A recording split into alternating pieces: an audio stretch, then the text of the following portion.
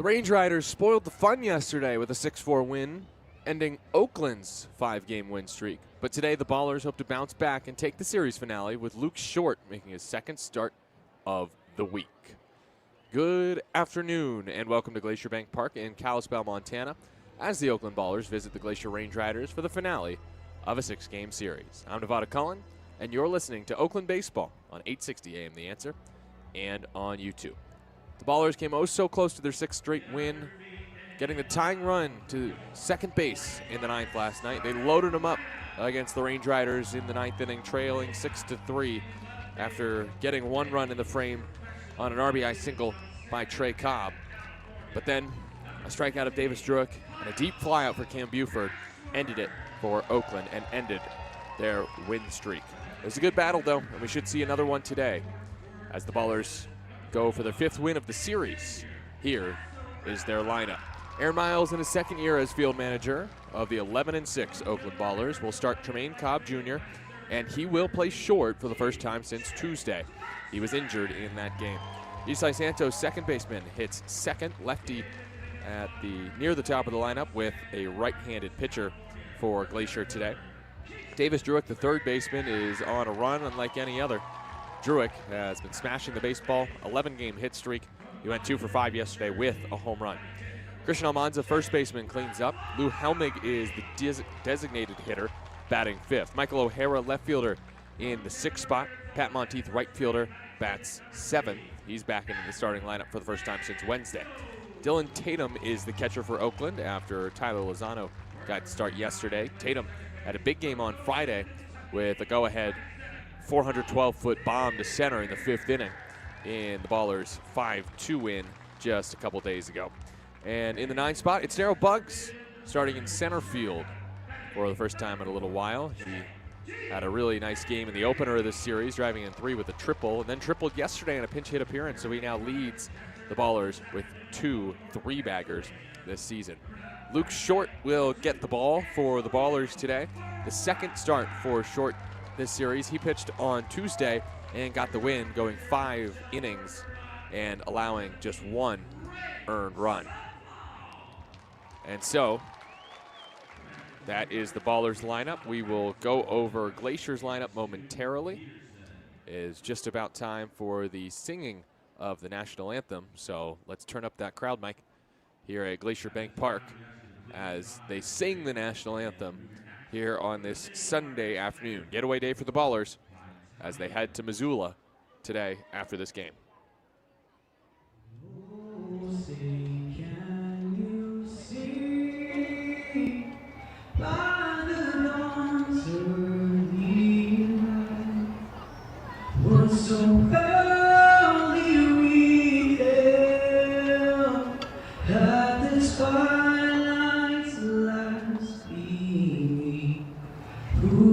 Stripes and bright stars through the perilous fight.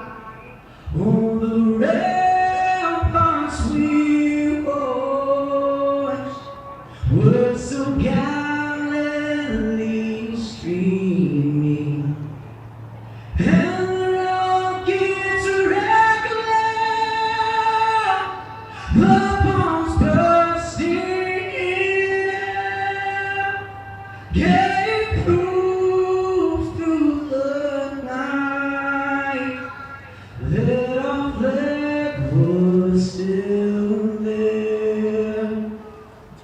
Oh, say does that star-spangled banner wave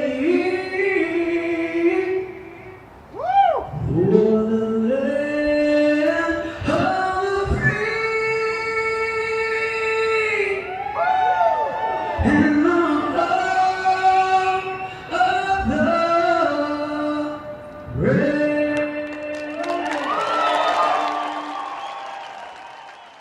Beautiful singing of the Star-Spangled Banner here at Glacier Bank Park. Now let's meet the Range Riders, who snapped a 5-game skid last night. They'll turn to Rain Supple to try and win again. Rain Supple, the righty, the sixth different starter we've seen this series for Glacier. Making his third start of the year, 6.75 ERA, an 0-1 record over 9 1/3 innings pitched. He's allowed 10 hits, 7 earned runs, 6 walks, 9 strikeouts. He had a tough loss Sunday at Missoula. Gave up 7 earned runs in 5 1/3, 8 hits, 4 walks, 3 strikeouts, and they would lose that game 7-6. So Glacier nearly still won that game, but Supple did get the loss as the bullpen shut down Missoula the rest of the way in that one. Supple, 6'3", 190-pound right-hander, 26 years old from Shelburne, Vermont, has been drafted twice, 2015 out of high school, 2018 out of Wake Forest. And then he took a little bit of time after his last minor league season in 2019 to essentially he stepped away from the game for a bit, or at least according to Baseball Reference, there are no stats from 2020 to 2023. Returned to pro baseball in 2024, first pitching for Sioux City in the American Association, and then Glacier later that year. And he's really only been a starter until recently. He was relieving for most of his college and recent independent league days. He hasn't really started games since 2016 when he was a freshman at Wake Forest, but he's been pretty good in 2 starts, I should say, this season. Supple, the defense behind him. Outfield from left to right, we see the debut of Kyle Ashworth, his pro debut in left field. Kingston Liniak in center, TJ Clarkson in right. Infield from third to first is Kenny Lavari, JT Mabry, Logan Beard, and Efren Manzo at first for the first time. Lavari at third for the first time this series. And Antonio Barranca does the catching today for the Range Riders with the righty Supple on the hill. Ballers going with their green uniforms that have been so effective in this series with the gray pants, ballers in gold across the chest. Gold number 3 on the back of Trey Cobb as he digs in from the right side against the righty wearing blue, Rain Supple. That is not a usual color of the Range Riders. It is Paw Patrol Day here at the field. So it's a blue uniform with the black cap and white pants for Glacier. First pitch of the day to Trey Cobb is bounced over the mound at 1:07 p.m. local time. Throw to first. He's a little bit offline, but Cobb grounds out on the first pitch of the day. And there is 1 away. Top of the first inning. No score after the 4-3 ground out by Trey Cobb.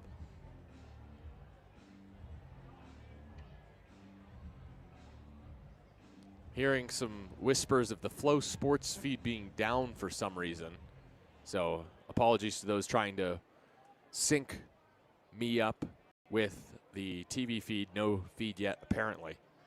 I don't know what's going on there as Santos takes outside for a ball, 1-0. Home plate umpire is Tyler Malacca today. Kelly Atkinson down at third base. Rob Minter at first. Ran into Kelly Atkinson last night while I was getting some pizza after the game. 1-0 to Santos is a strike, 1-1. Santos 0 for 1 yesterday as a pinch hitter, but reached base on a fielder's choice.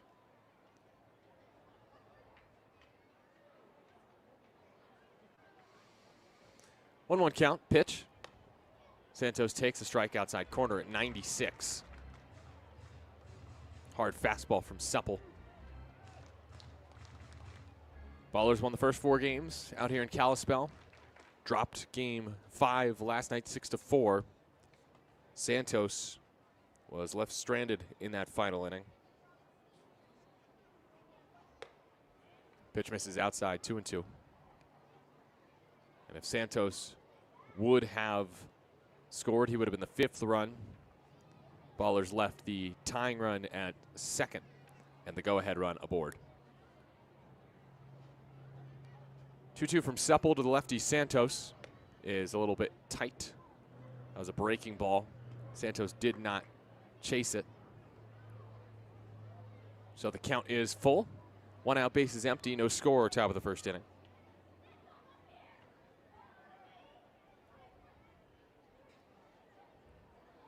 Next toss.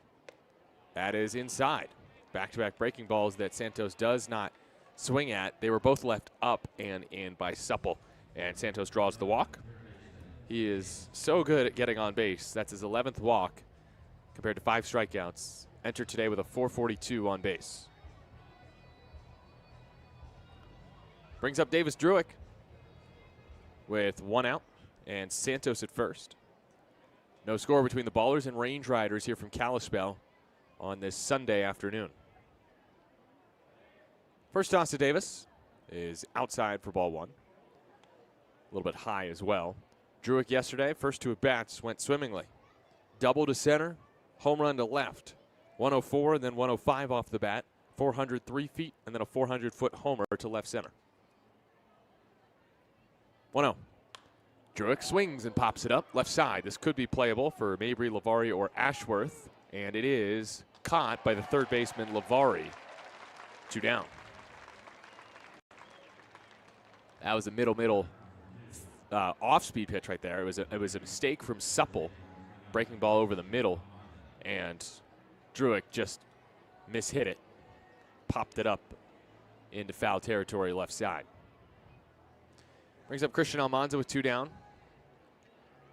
The runner at first base is Santos. Almanza for 3 yesterday with a strikeout. 2 for 4 performance with a homer on Friday. No score, top of the first, 2 down. Pitch. Almanza swings and misses. Late on 95, top of the zone.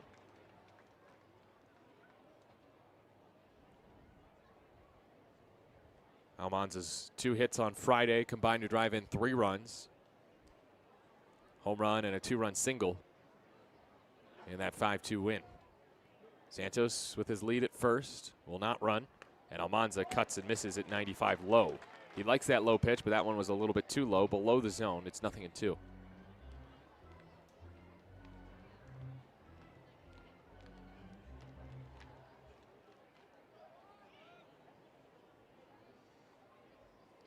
Way ahead is the righty Supple as pitched to the lefty Almanza. Santos fakes.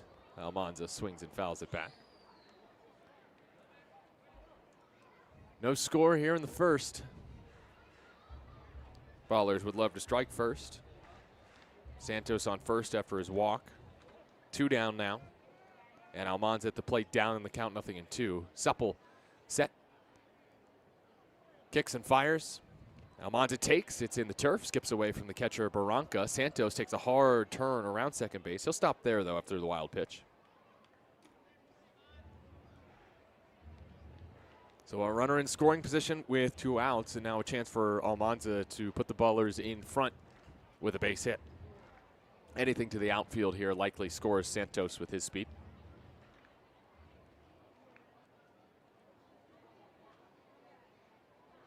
One-two count. The next from Supple. Tap slowly back to him.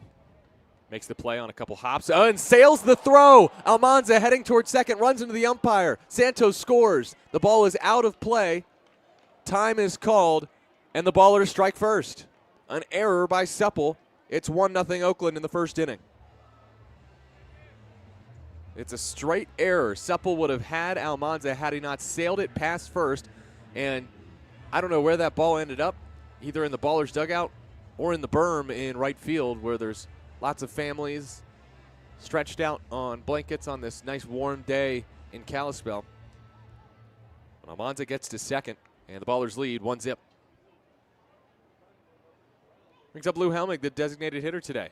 Ballers do have the lead in the top of the first inning. 2 outs, Almanza at second. First pitch, hack and a miss, good breaking ball. Inside, and Helmig chased, 0-1. He was not able to control that breaking ball, Supple, to Santos, and that resulted in a walk.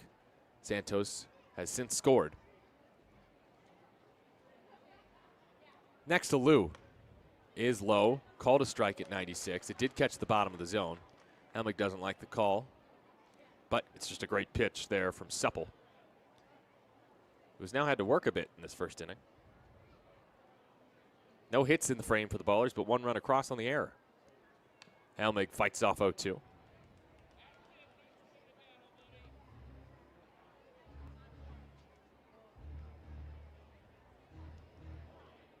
Still an 0-2 count as Supple steps on the right side of the rubber. Almanza takes his lead at second, and time called by Lou Helmig. I think he has something in his eye. If he can't get it out, Bruce Valentine will need to come out here.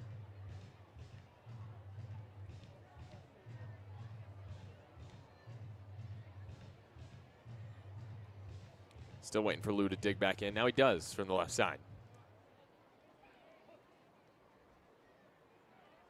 Amon's at second. 1-0 Ballers in the first. And Helmig hits one sharply down the right field line. Foul. Oh. James Collier just booted it in that Ballers bullpen. Looking for someone to toss it to in the crowd, and finds a young fan to give the baseball to. Making that young fan's day.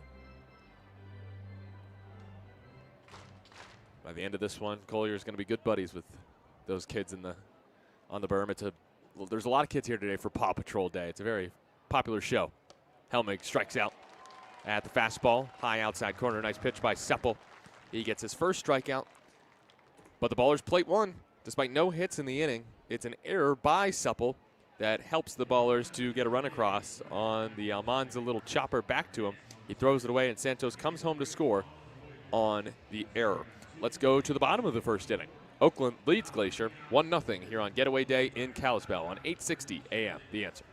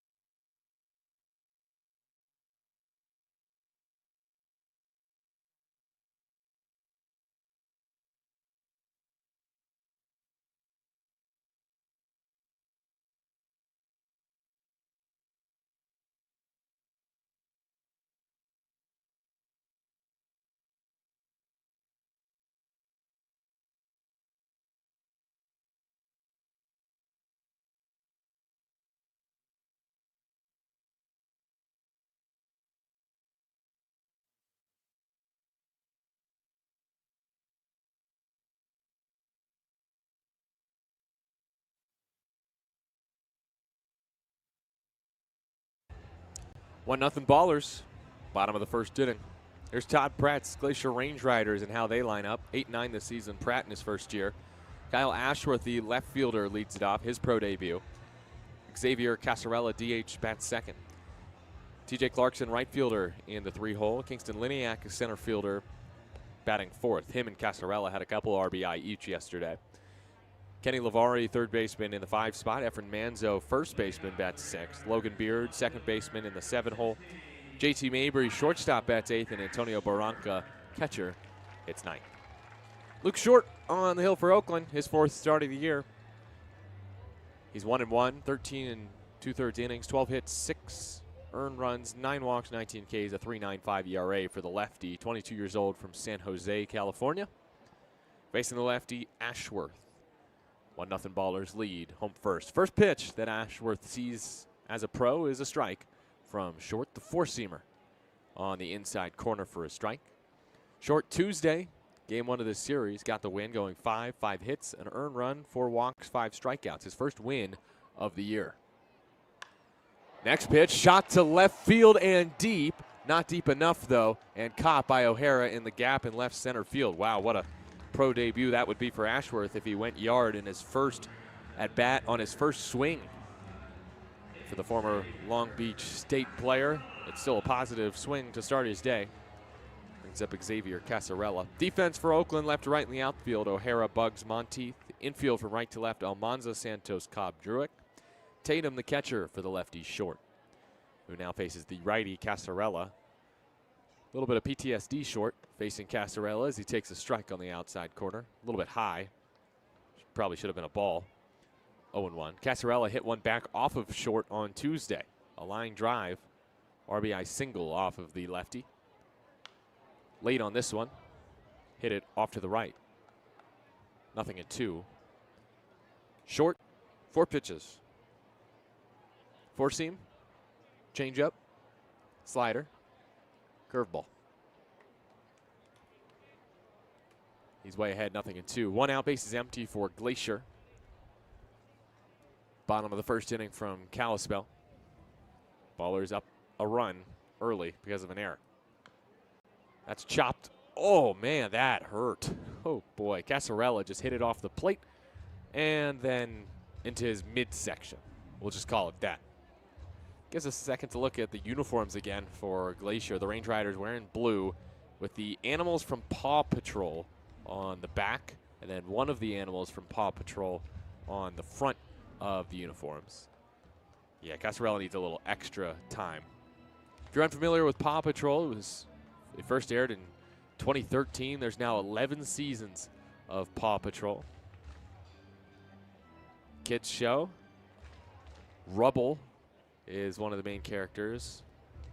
That I know. I've heard of Rubble because I'm pretty sure that Aaron Judge was in a show with Rubble. Chase. Chase is on the case. That's his catchphrase. Chase is the main character. Chase is on the front of these Glacier uniforms. Chase is I believe a police officer dog. And so Glacier wearing blue in his honor, I would imagine. Foul back to the screen. 1 and 2. Casarella at the plate with 1 out, bases empty. 1-0 Ballers against Glacier, home first. And he pops one up. Might be playable. No, I don't think so. Drifting out of play, shedding the mask. Tatum. Oh, he makes the catch. There was room. 2 down. Nice play by Dylan Tatum to get to that ball quickly. He really located it well and then got rid of the mask. Had plenty of time to sit underneath the ball. It's a pretty big backstop here in Kalispell, but that padding prevents, because it's right in front of a concrete wall, and so the ball still, even with the padding, shoots back to the catcher, preventing a lot of wild pitches. First pitch, a ball to the 3-hitter Clarkson, 1-0. Just outside there, Shorty. Like the slider. Now a foul back to the screen. And into the crowd.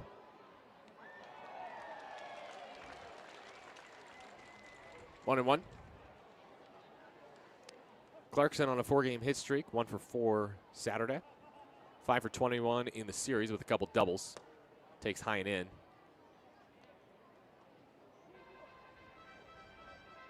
Two balls and a strike on the lefty, 23 years old from Gilbert, Arizona.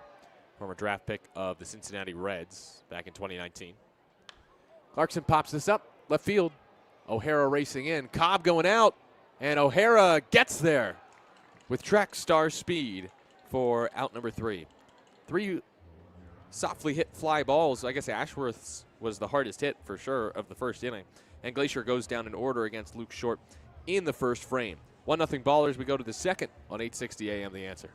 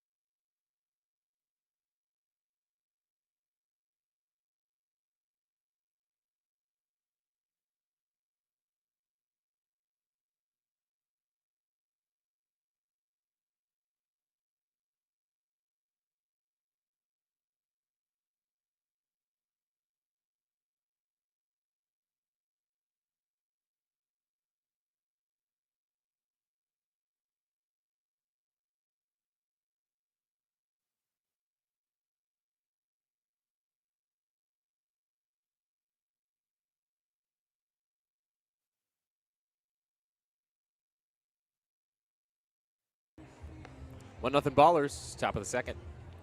District Council 16 Painters and Allied Trades represent the best in the business. Painters, drywall finishers, glazers, and floor covers. Proudly serving Northern California and Nevada. They stand for top-tier training, great wages, strong benefits, and dignity on the job. Join the International Union of Painters and Allied Trades today. District Council 16, building the future one skilled trade at a time. I'm Nevada Cullen, Chris Dorr, back in our 860 AM The Answer studios on this Sunday afternoon. Thanks for tuning in for lunch with the Oakland Ballers. It was a 7:05 local start, the first 5 games of the series, but here on Sunday, it's a matinee for Oakland. Michael O'Hara, the lefty, faces the righty, Rain Supple, And the first pitch is high and away at 95, 1-0. Started the second inning. Ballers with one in the first, thanks to an error by Supple on a ground ball back from Almanza. He whipped it high to first and out of play, allowing Santos to score from second. O'Hara checks and takes a strike. 94 miles an hour, top of the zone. 1-1. Seems like a very pitcher-friendly strike zone today from Malacca. He was the umpire on Thursday and had a really good zone. O'Hara with a foul tip. Had a ball just off the plate. Fastball fouled back, 1-2. O'Hara in this series, 7 for 17, has scored 6 times. 3 multi-hit games, including going 2 for 4 yesterday. 1-2 from Supple. O'Hara swings and sends it to right field down the line. Clarkson giving chase, drifting, slows up, makes the catch. 1 down. Very quiet contact there from O'Hara, just 81 off the bat. Really a pop-up into right. Brings up Pat Monteith. Still waiting for him to really get going. He hasn't seen regular starting time yet. He's already had 7 pinch hit at bats. But he has appeared now in all 18 games this season. The righty takes a strike, outside corner, 0-1. 1-0 Ballers in the top of the second. Monteith hitting just .226, 7 for 31 so far. He has scored 8 times, though, and walked 10 times. His patience has been there. Chops one to third, rolled it over, bounced it on 2 hops to Mabry. His throw to first is a laser in time for out number 2.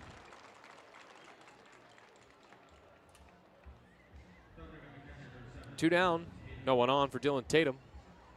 Ballers leading 1-0 in the top of the second.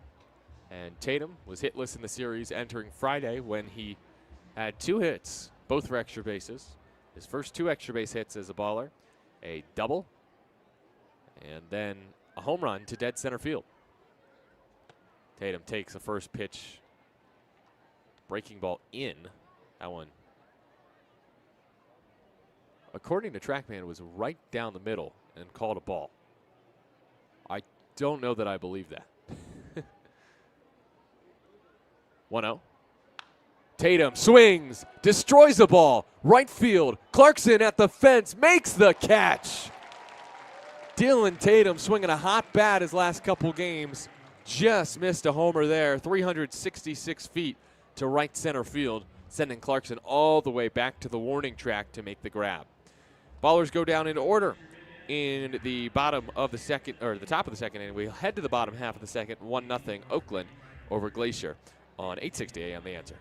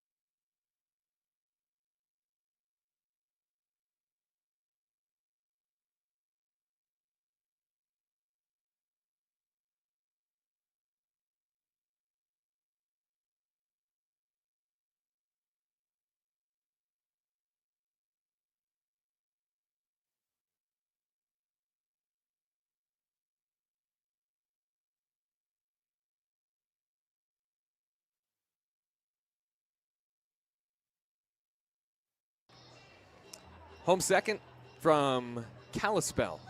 1-0 Ballers lead Glacier, 4, 5, and 6 to face Luke Short on June 8th, 2025. Let's go back in time in the time machine. First, we'll hop back a year, June 8th, 2024. On this day in Oakland baseball history, the Ballers fall to the High Wheelers 11-6, ending their 3-game win streak against YOLO. Austin Davis, Jalen Smith going yard, both of them in that game. But I want to go a little further back as well and talk about June 8th, 2008. So we're going back 20, almost 20 years here to a game that Rich Harden started for Oakland, striking out the side in the first inning of a 7-3 victory over the Angels at then McAfee Coliseum.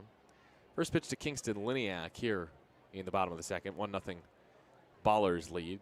It is. Swung on and missed. At the changeup. 0-1. So Rich Harden started that game facing Meiser Izturis, Howie Kendrick, and Garrett Anderson. They all went down swinging. Pitch in the turf, 1-1. And Harden did all that on just 9 pitches during an immaculate inning in the first inning of the A's 7-3 victory over the Angels that day.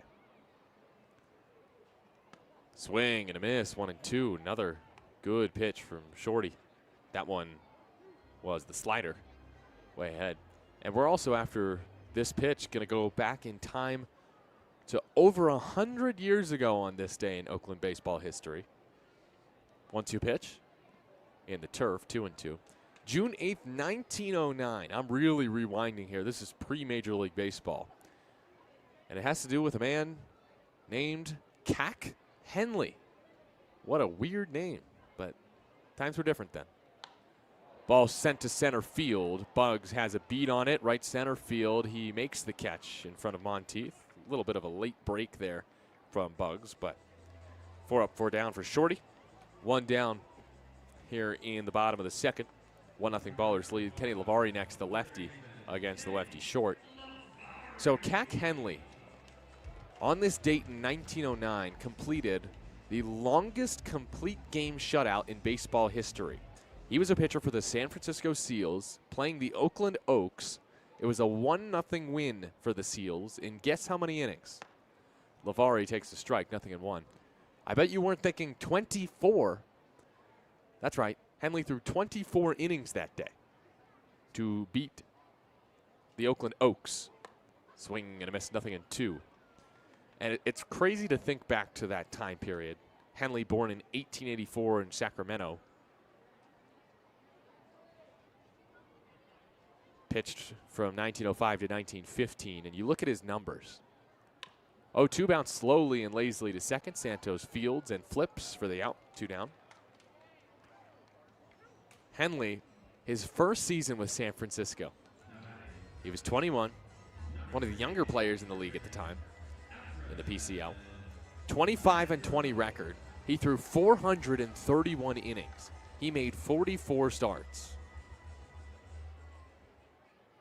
I mean, we just don't see that anymore. His career high, 459 innings, swing and a miss by Manzo, 0-1. That was in 1910. He went 34-19 that year with a 1.76 ERA for the San Francisco Seals. That's the dead ball era right there. Pitch high and away, 1-1. I guess that probably even predates the dead ball era. The ball was probably looked a lot different back then. Let's put it that way. 1-1 from short to Manzo. Grounded towards short. Throw from Cobb. A little bit to the side of Almanza. He picks it out, though. And Manzo grounds out 6-3 to end the second. Short, 2 perfect innings so far. We go to the third. Ballers up 1-0 on Glacier on 860 AM The Answer.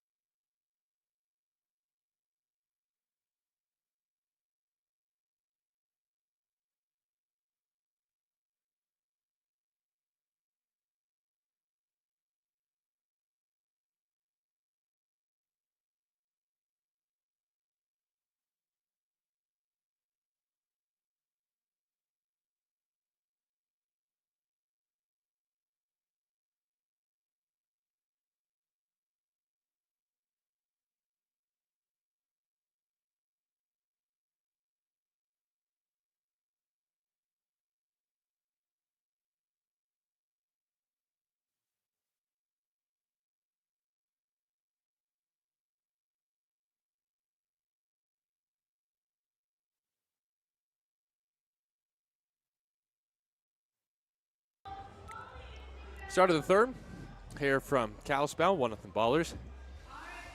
Looks like some kids trying to eat Oreos on the field. It's that game where you put the Oreo on your forehead, have it slide down your face, try to catch it in your mouth. It is not easy. I'm a little out of breath. Scott Gladstone, broadcaster for the Range Riders, has Oreos in the fridge in the next room over, and I was inspired, so I went over there and ate an Oreo. Woo. 1-0 lead for Oakland here in the top of the third. 9-1-2 to face Sepple. It's time for the wide world of baseball. We're going back to the Northeast like we were a couple days ago in Vineland, New Jersey, the home of Glacier's Kenny Lavari. Now we're in Shelburne, Vermont, which is the hometown of Glacier's starter, Rain Sepple. Don't get a lot of baseball players from Vermont. I'm actually curious if there are any currently playing. And Bugs is hit by the first pitch from Sepple. That'll help. Ballers, I feel like, haven't been hit by a lot of pitches this year. Not in this series, anyway. I think that's the first time they've been hit. Now, there's only 37 players in baseball history from Vermont. And none since Derek Barton, the former Oakland Athletic.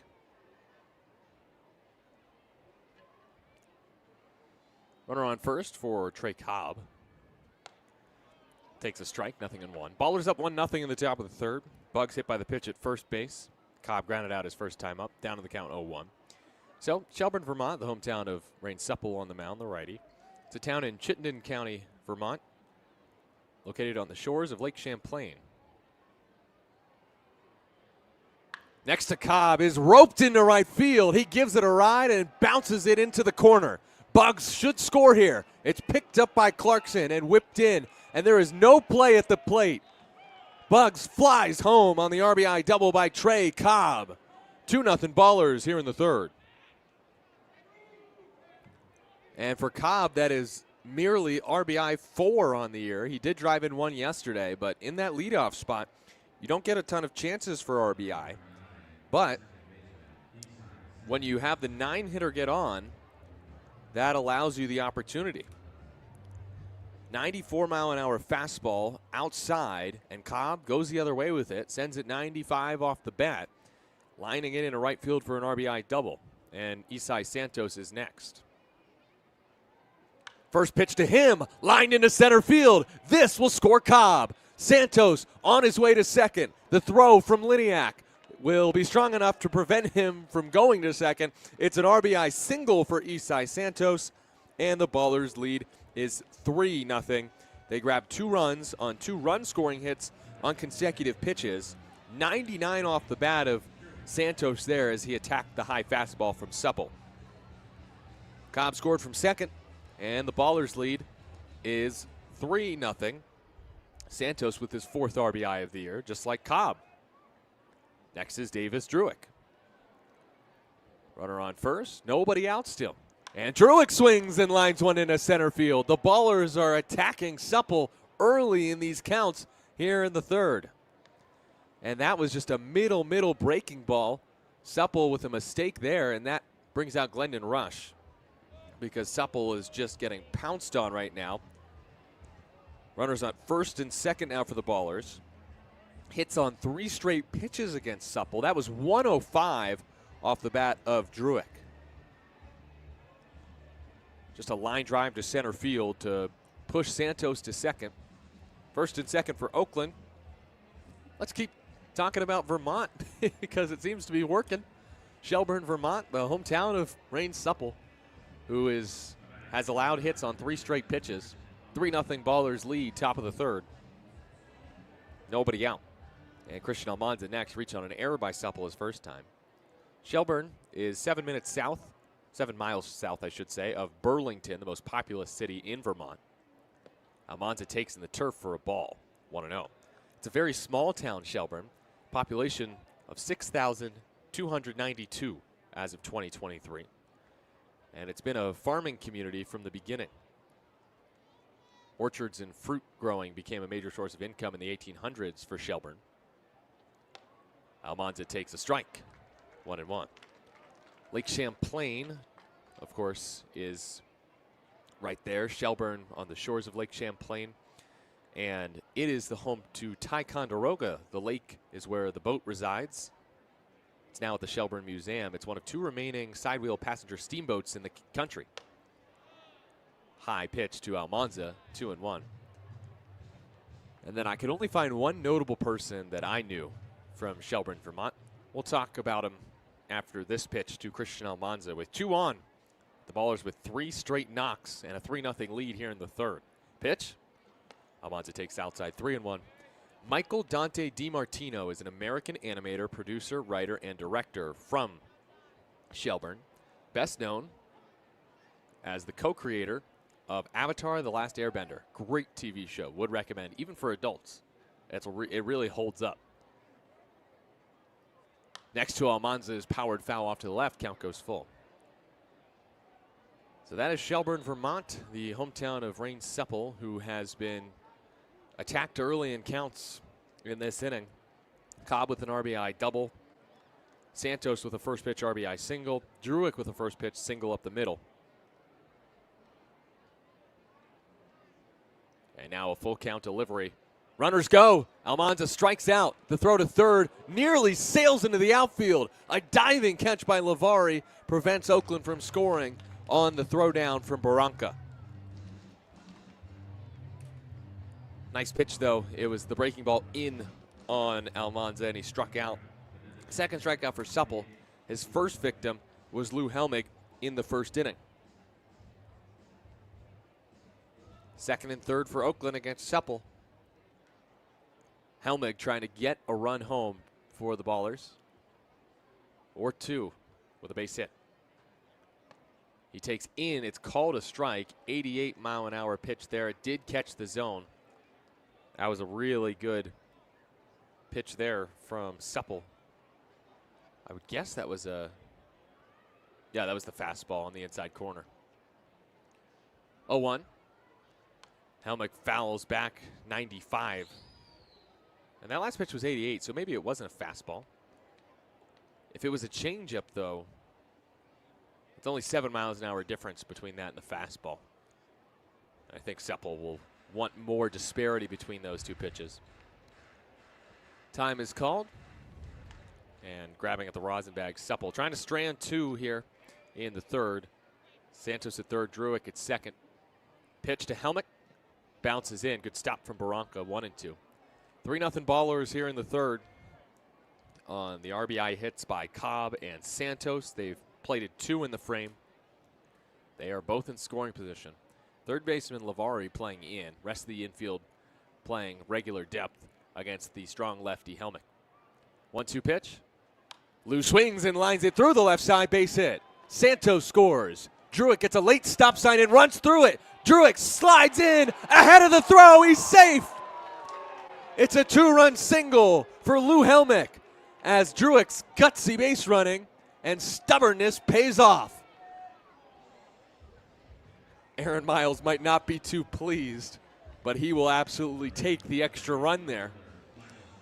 He gives a late clap almost sarcastically in the direction of the Oakland dugout where Druick now resides. The throw in from left field from Ashworth was just a little bit maybe away from the catcher Barranca to where he had to backhand the ball and then try to tag the runner. If it was a slightly better throw, Druick would have been out.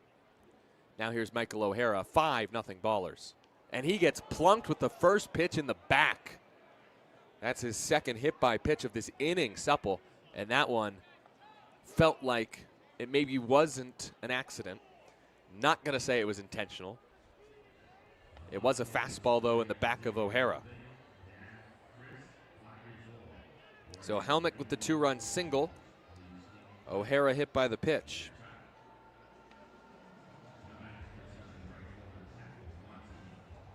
Runners at first and second for the Ballers. Still just 1 out in the inning. And now Monteith hits one off the end of the bat to the pitcher who throws to second for 1. Throw to first is in time.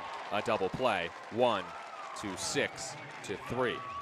So O'Hara is retired on that double play, and Monteith is the one who rounds into it. So the Ballers only strand one, and they pick up 4 hits in the inning and score 4 runs to take a 5-0 lead as they really do some damage against Supple here in the third. It's 5-0 heading into the home third. Oakland over Glacier on 860 AM The Answer.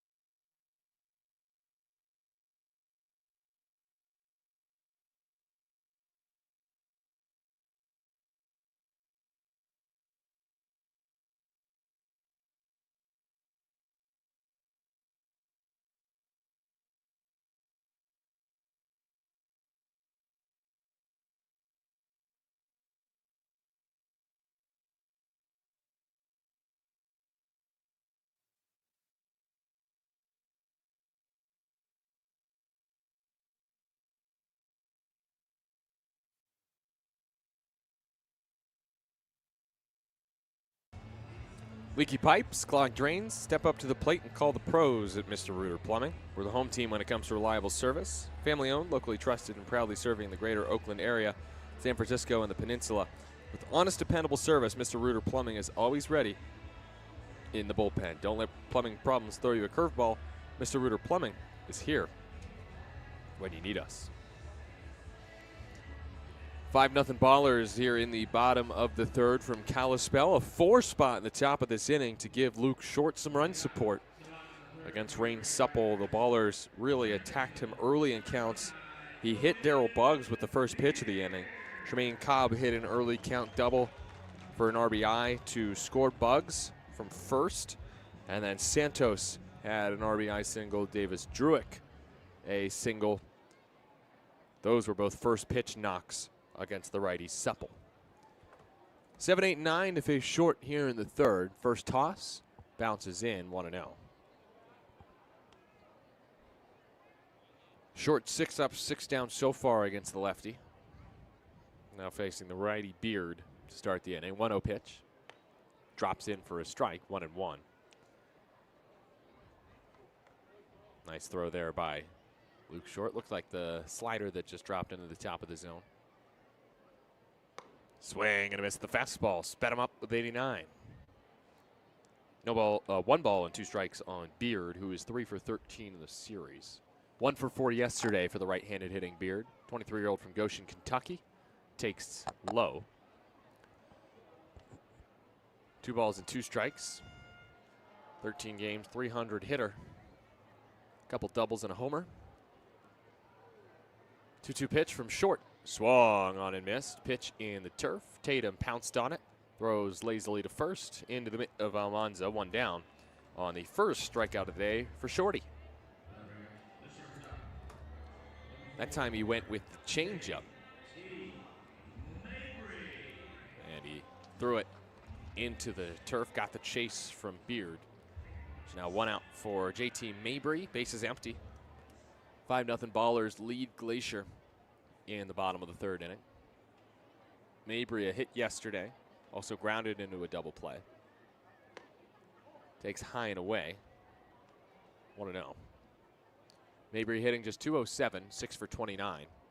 But has hits in both games that he's played against Oakland, including an RBI single Friday. Takes a fastball at 88 on the outside corner. Strike 1.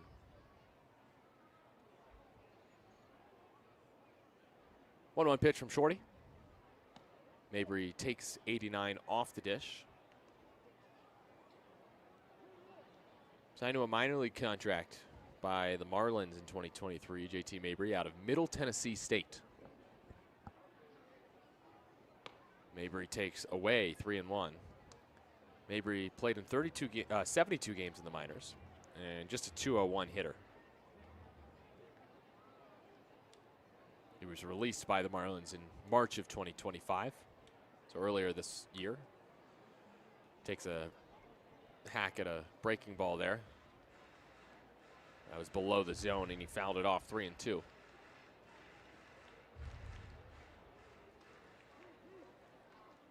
Payoff pitch coming. The lefty short. Working from the windup. Comes home. Gets a foul ball off to the right. Count remains full. Breaking ball there from Shorty. Left it up. Another payoff. And there's the first base runner. Fastball missed high and away from short. Mabry works the walk. Runner on first with one out for Glacier in the bottom of the third. They trail Oakland 5-0.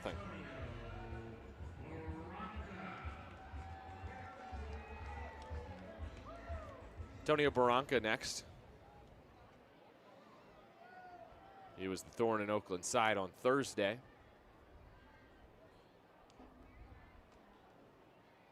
First to him is ripped into left field. This is extra bases. Hard hop off the wall, though, as O'Hara throws towards second, and no one's there. Santos puts the tag on late, and it's a double for Barranca. Mabry to third on the play, and Glacier, little bit of life here in the third inning. One out as they get their first hit from the 9-hitter Barranca, who had a triple on Thursday. He extends his hit streak to 5. 3 of his last 4 hits now have gone for extra bases. A homer, a triple, now a double. And here's a chance for the leadoff man, Ashworth, in his pro debut to do something special. They get Glacier back in this game. They trail 5-0 in the bottom of the third inning. 1 out, 2 in scoring position, Mabry and Barranca for Ashworth, who flew out sharply to left center field last time up. Tyler Malacca coming to break up the meeting on the mound between Tatum and Short.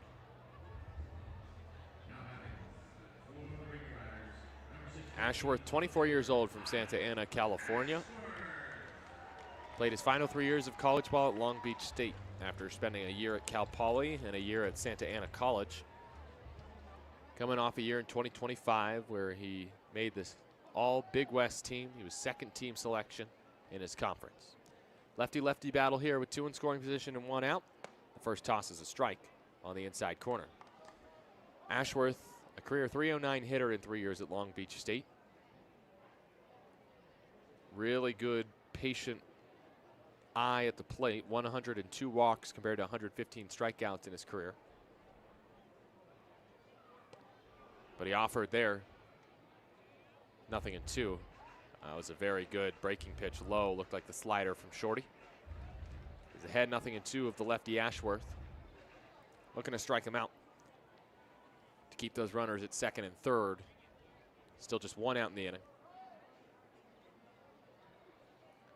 Lefty Ashworth rests the bat on the shoulder. Pitch from Short. Grounded to second. This will do it. Get a run home. Santos to first for out number 2. And Mabry scores. It's Ashworth with his first pro RBI on the ground out. Well hit, 4-3.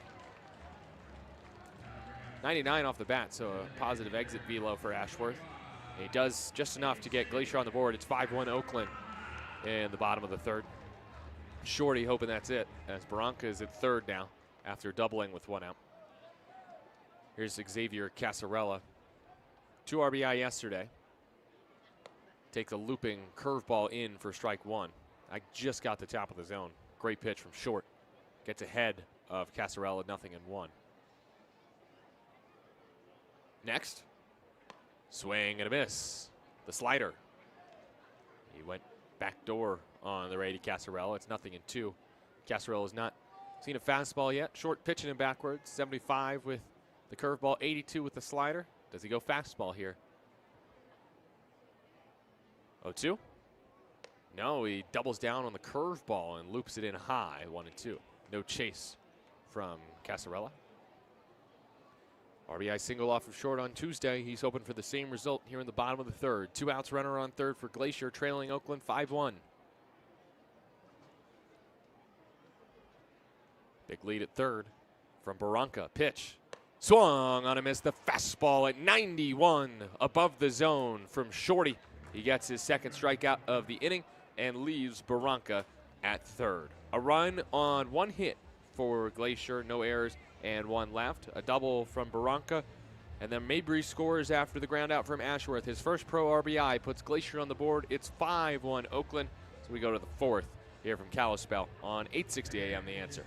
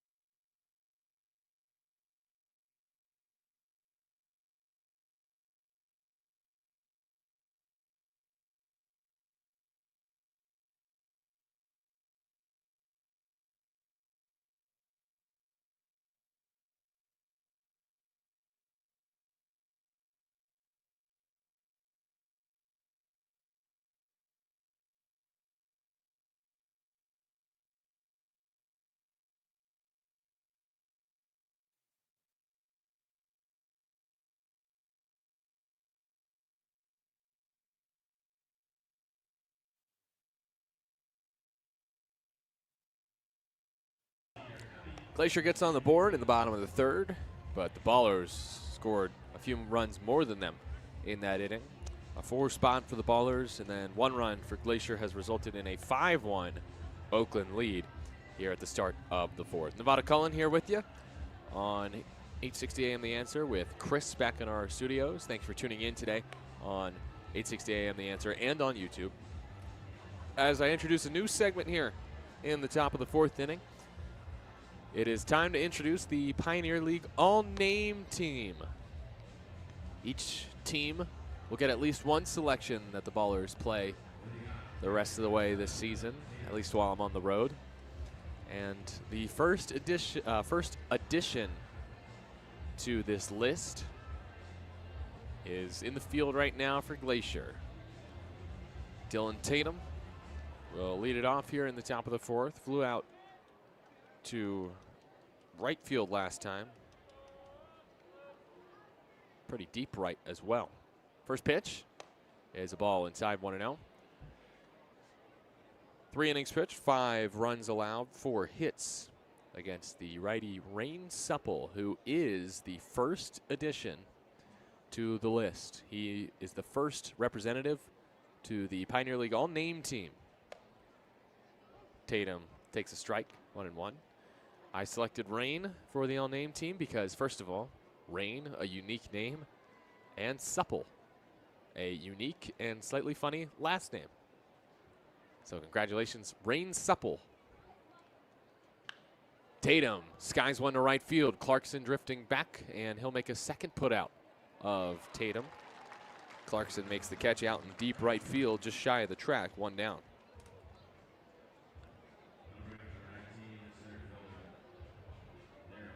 Next up is Bugsy.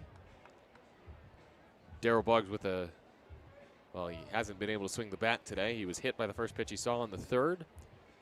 He was the one who started that big inning for Oakland, in which they plated 4 runs on 4 hits. He would come home on the Cobb double. First pitch to him does not hit him this time. 95 miles an hour fastball at the top of the zone, 0-1. Buggs, the 22-year-old from Atlanta, standing in right side. Chops one off the plate, foul, 0-2. Buggs tripled yesterday, but it was nearly an inside the park homer. He slipped on his way from first to second and still managed to easily get a triple. 5-1 Ballers, 1 out, bases empty, top of the fourth. And Buggs fouls one off into the netting above the Ballers dugout. Pat Monteith just tried to nearly jump out of the dugout to catch that ball off the netting and was unsuccessful.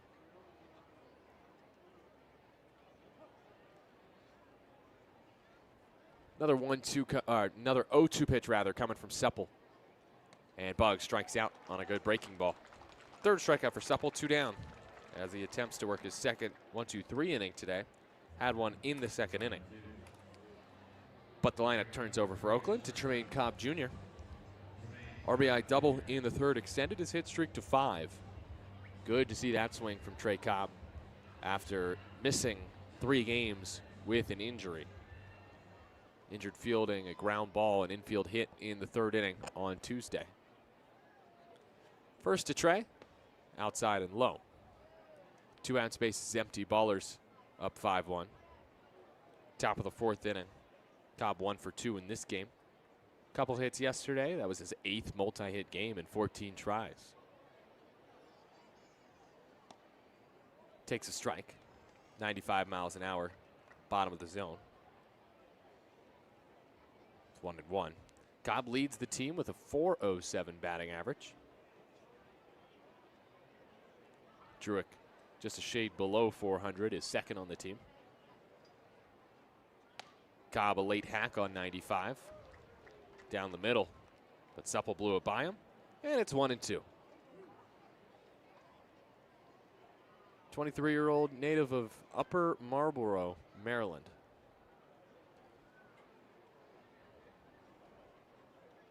One-two pitch from Supple. He comes home, misses in the turf, 2-2. Cobb came out on a tear in that Ogden series, the first series of the year. He hit .467, had 14 hits and 30 at-bats. 5 multi-hit games, including opening day going 5 for 5 and a knockout round win.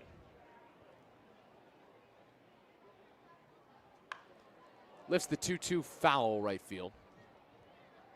Should be onto the berm.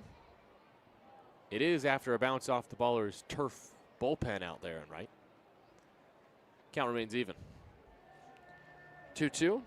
2 outs, top of the 4th inning. Ballers lead 5-1. Cobb's double in the 3rd inning was banged into the right field corner. Just dropped it in fair. Easily scoring Bugs from first. Cobb bounces one to second. 2 hops for Beard. His throw to first in time for out number 3.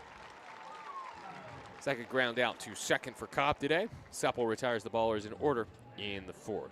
Home half we go. 5-1 Ballers leading the Range Riders on 860 AM The Answer.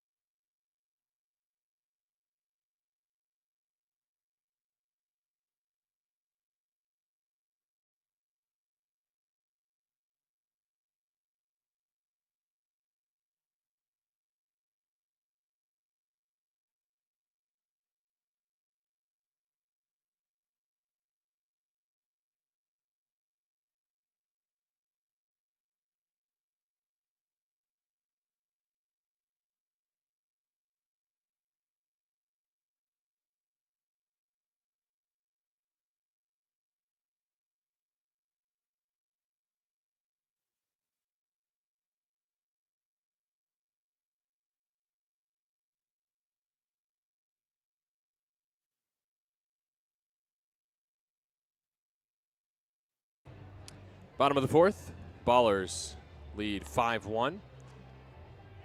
It is 3, 4, and 5 in this Glacier lineup to face Luke Short. Shorty's been dealing so far today, just the 1 hit allowed, the double by Barranca in the 3rd. Glacier got 1 in the 3rd inning. Short trying to keep him off the board here in the 4th. Game 6 of this 6-game series between Oakland and Glacier. Ballers won the first 4. Glacier spoiled the fun yesterday with a win, 6-4 victory for the Range Riders. Ballers trying to take 5 of 6 from Glacier. And Short attempting to keep rolling and get back to where he was in those first 2 innings, where he got through it in order both times. Check swing, and Clarkson offered, I think, at strike 1. It was inside. So it would have been called a ball otherwise, nothing in 1. Lefty-lefty battle. Clarkson today, a pop out in the left field his first time. And takes a strike, 0-2. 4-game hit streak for Clarkson, but hitting just 5 for 22 in the series. Came in hitting .297. Second-year range rider. 7 doubles this year. 2 in this series. Also a home run. 0-2 is next from Luke Short. He looks in for the sign, works from the windup, and fires. Low and away. Breaking ball with no chase from Clarkson on the slider. 1-2. Shorty deals. Gets a ground ball to second. Backhand Santos on 2 hops. High throw to first. It's an error. Luckily ended up right with Dylan Tatum. But that's a straight error for Eastside Santos, who just threw that one away.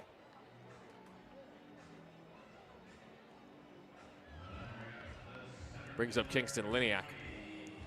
Runner on, no one out after the error by second baseman Santos.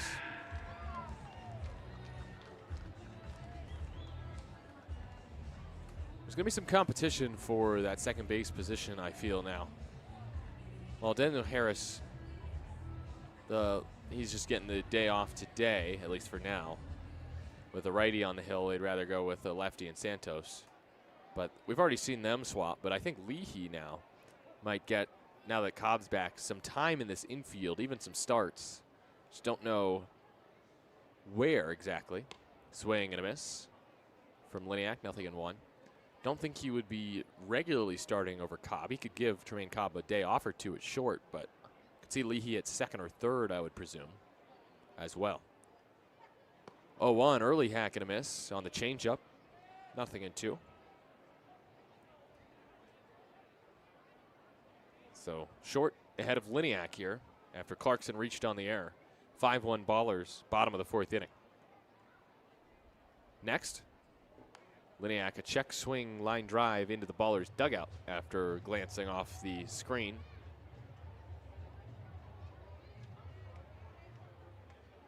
No balls, 2 strikes on the right-handed hitting Liniak, who flew to center his first time. 7 for 21 in the series. A couple 3-hit games. One yesterday. He also had 2 RBI, 2 run-scoring singles. Another 0-2, sails high on Short.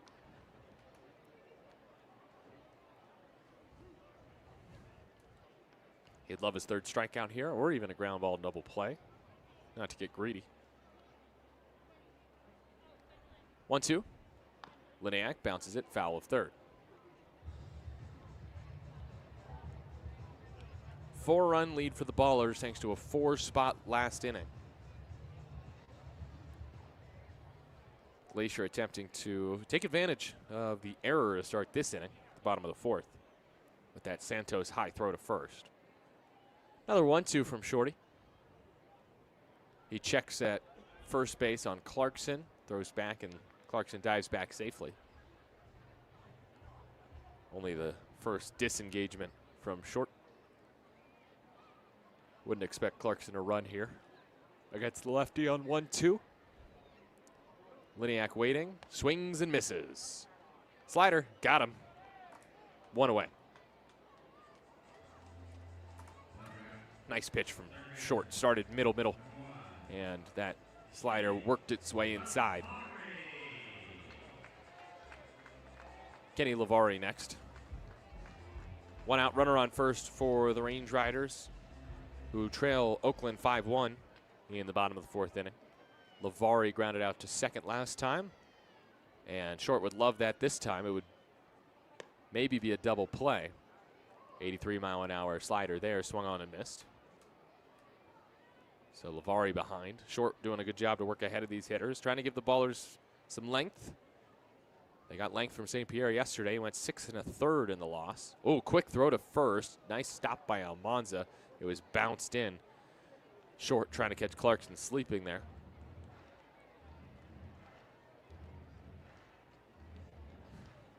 Lavari digs back in, left side of the box, wielding a gold bat with a red handle. Takes in. 1-1 after the fastball missed.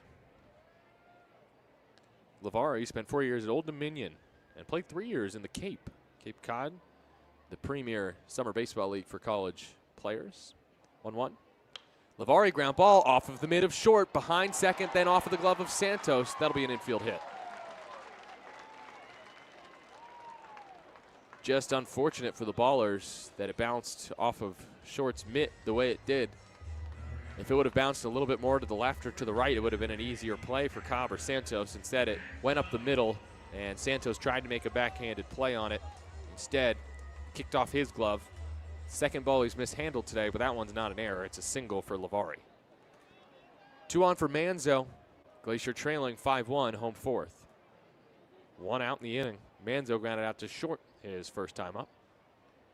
First pitch from short is grounded weakly to third. Druick only plays to first. He makes the play there. 2 down. Both runners advance and are in scoring position. But 2 away in the frame. It's up to Logan Beard to get the job done. Beard struck out swinging against short in the third. 2 down, 2 in scoring position for Glacier, down 5-1 in the bottom of the fourth inning. Again, short pitched on Tuesday in the opener of this series. It went 5 innings, giving up 5 hits and 1 earned run. He struck out Beard once, and walked him the other time. Ground ball through the left side, base hit. O'Hara up with it quickly, fires home. The runner holds at third, so it's merely a 1 RBI single for Beard. But Glacier gets a second run. They're chipping away. It's 5-2 in the bottom of the fourth with 2 down. Beard with RBI number 10 of the season. That is an unearned run against short because of the error by Santos. Ballers should be out of this inning.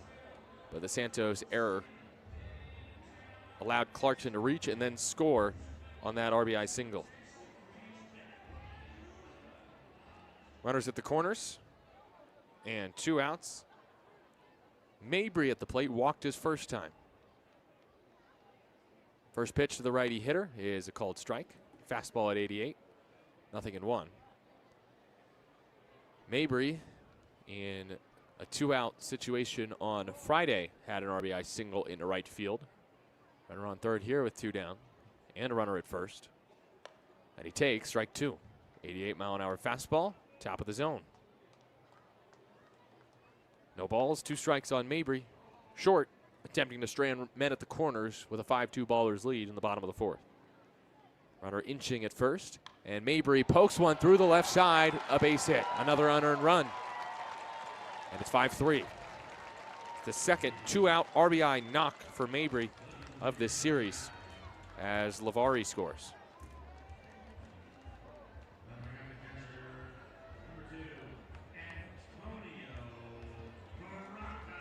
Barranca next. 5-3 game. Glacier within 2 here in the fourth because of the error by Santos. And Barranca, the go-ahead run at the plate now with 2 down and 2 on. 5-3 Ballers lead Glacier. Bottom of the fourth. Pitch is a strike, 0-1. That last ball, only 84 off the bat. Just kind of off the end of the bat and through the left side by Mabry. Not a bad pitch at all by St. Pierre. It was below the zone as well. 0-1 toss to Barranca next. He pops it foul off to the right. 0-2. Short just trying to keep the Ballers in the lead at this point. He is way ahead of Barranca, but Barranca doubled off him last time up.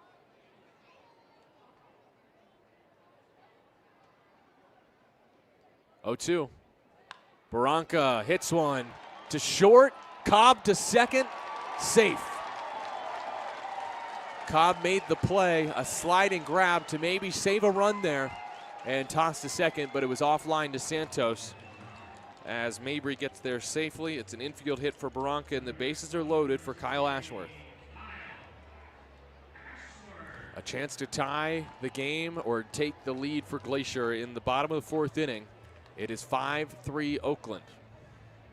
It's been a laborious frame for Short, who's now up to 64 pitches. First to the lefty, Ashworth, in his pro debut. Is a called ball high. It's a good call from Tyler Malacca. Did just miss, 1-0. Ashworth, his first 2 pro at-bats, a sharp fly out to left field and an RBI ground out to second. He's the 8th hitter of this inning. The bases are loaded for Glacier. 5-3 Oakland leads, bottom of the 4th. Pitch, great curveball, drops in for a strike. 0-1. Ashworth was not expecting that pitch. Seldom used today by Luke Short. Would he dare go back to it on 1-1? Runners are Beard, Mabry, and Barranca, the bottom 3 hitters in the order. Ashworth takes ball 2 low. Nowhere to put him. 3 straight hits with 2 outs for Glacier. The Ballers should not have even allowed a run in this inning. The error by Santos is the reason for this 2 spot already, as Ashworth looks to make it more crooked. 2-1 from Short. Ashworth pops it up. Behind Short, Cobb can't see it, the sun, and the catch is made by Druick. What a grab by the third baseman to bail out his shortstop. Cobb losing it in the sky, and the catch made by Druick to end the frame and keep the Ballers in front. A big, costly error to lead off the inning, and 4 hits allows Glacier back into the ball game. It is 5-3 Oakland heading to the 5th on 860 AM The Answer.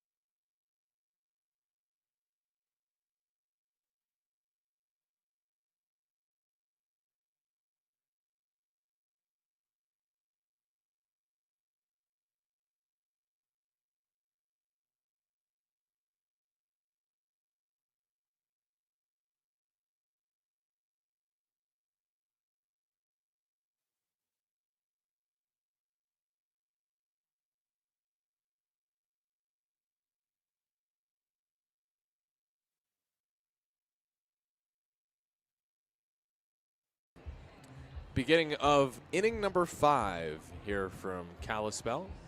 The Ballers in front, 5-3. 4 spot allowed the Ballers to take a 5-run lead, 5-0 in the 3rd. But Glacier scored 1 in that inning and 2 in the 4th, collecting 5 hits against Luke Short over the last 2 frames. Luke not helped by his defense. Isai Santos sailing a ball to first to lead off the inning. That run would score, and the Ballers would have had 3 outs before any runs came across. But Glacier got a couple RBI hits by Logan Beard and JT Mabry. The bottom of the order coming through for Glacier. They have combined for 4 hits, the bottom 3 in the lineup today for the Range Riders. Now in the 5th, Santos looking to redeem himself. He does have 2 runs scored today, so he's been productive at the dish, but it's been his arm that failed him. Just one bad throw cost the Ballers 2 runs, and he takes a strike at the very top of the zone. 0-1. That was the 93-mile-an-hour fastball from the righty Supple. Next to the lefty Santos, taken inside for strike 2. Changeup from Supple, caught the zone. He's way ahead of Santos, 0-2. Next to Isai. Swung on, kind of blooped into left center field. This is falling fast, but into the mitt of Ashworth, the left fielder. 1 down. Davis Druick next.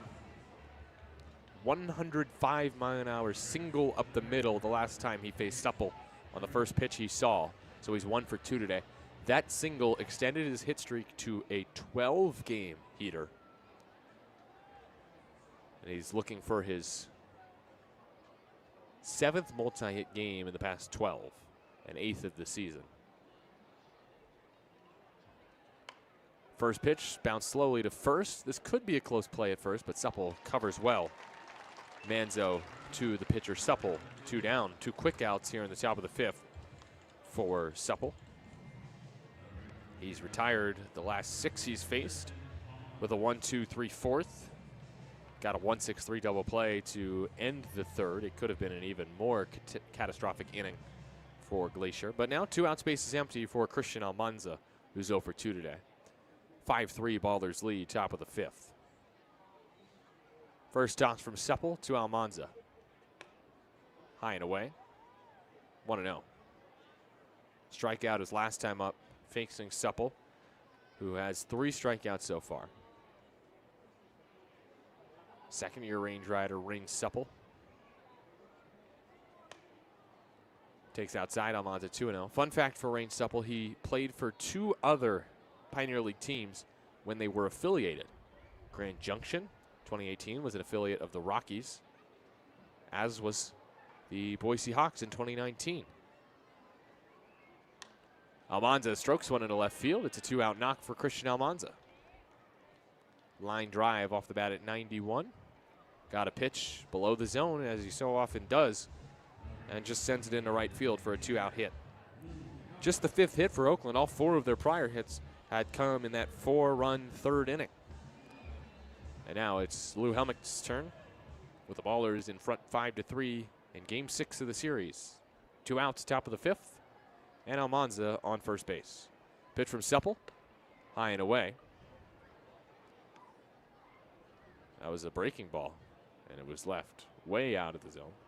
Did not come back. Started it way too outside and high. 1-0. Helmick, a late swing at 92. Fastball off the plate, 1-1. Helmick last time up, a 2-run single through the left side. Davis Druick's aggressive base running paid off as he scored the 2nd run on that play.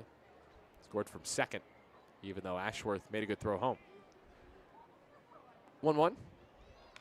Helmick taps it to the right side, foul towards the Baller dugout. And Helmick behind 1-2. 1 for 2 today with that 2-run single and a strikeout. 8 hits in the series, he's driven in 4. Almanza at first with 2 down. Supple working from the stretch, standing first base side of the rubber. Black hat to match the black mitt, wearing the blue jersey and the white pants. Comes home, and Helmick strikes out. 95-mile-an-hour heater, high and away. And Helmick almost in disbelief that he swung at that pitch. It's the 4th strikeout for Supple, 2nd time he's K'd Helmick today. And the 2-out single for Christian Almanza fails to bloom in the 5th. No runs on 1 hit.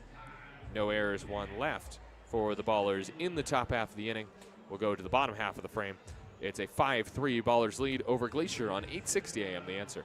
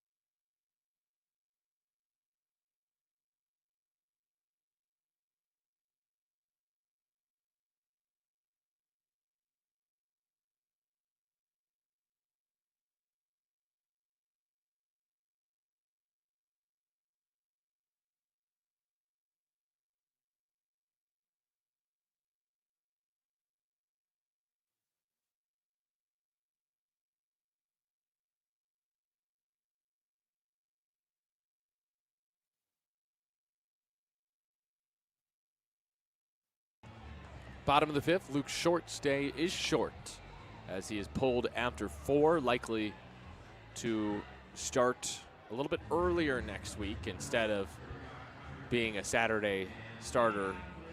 Normally Sunday starter would then go Saturday the next series, but I have a feeling Short might even pitch Wednesday or Thursday against a very good Missoula team. And so Short gives the Ballers 4 strong innings and turns it over to Connor Richardson, First from the righty is a strike, 0-1 against Casarella. Richardson, his third appearance of the series. He last went Thursday. Went 2 innings, 4 hits, no runs, 2 strikeouts. Next to Casarella, a called ball. 79, it was high, 1-1. Richardson making his 9th appearance. Chewy's gone 10 innings this season, 8 hits, 0 earned runs, 2 walks, 9 strikeouts. Wave and a miss at the breaking ball from Connor Richardson. 1-2 on the righty Casarella. Richardson part of a very good Oakland bullpen that has been lights out here in Kalispell. And he gets a weak ground ball rolled over to short. Cobb throws on the run a little bit high, and Almanza comes down with it, 1 down.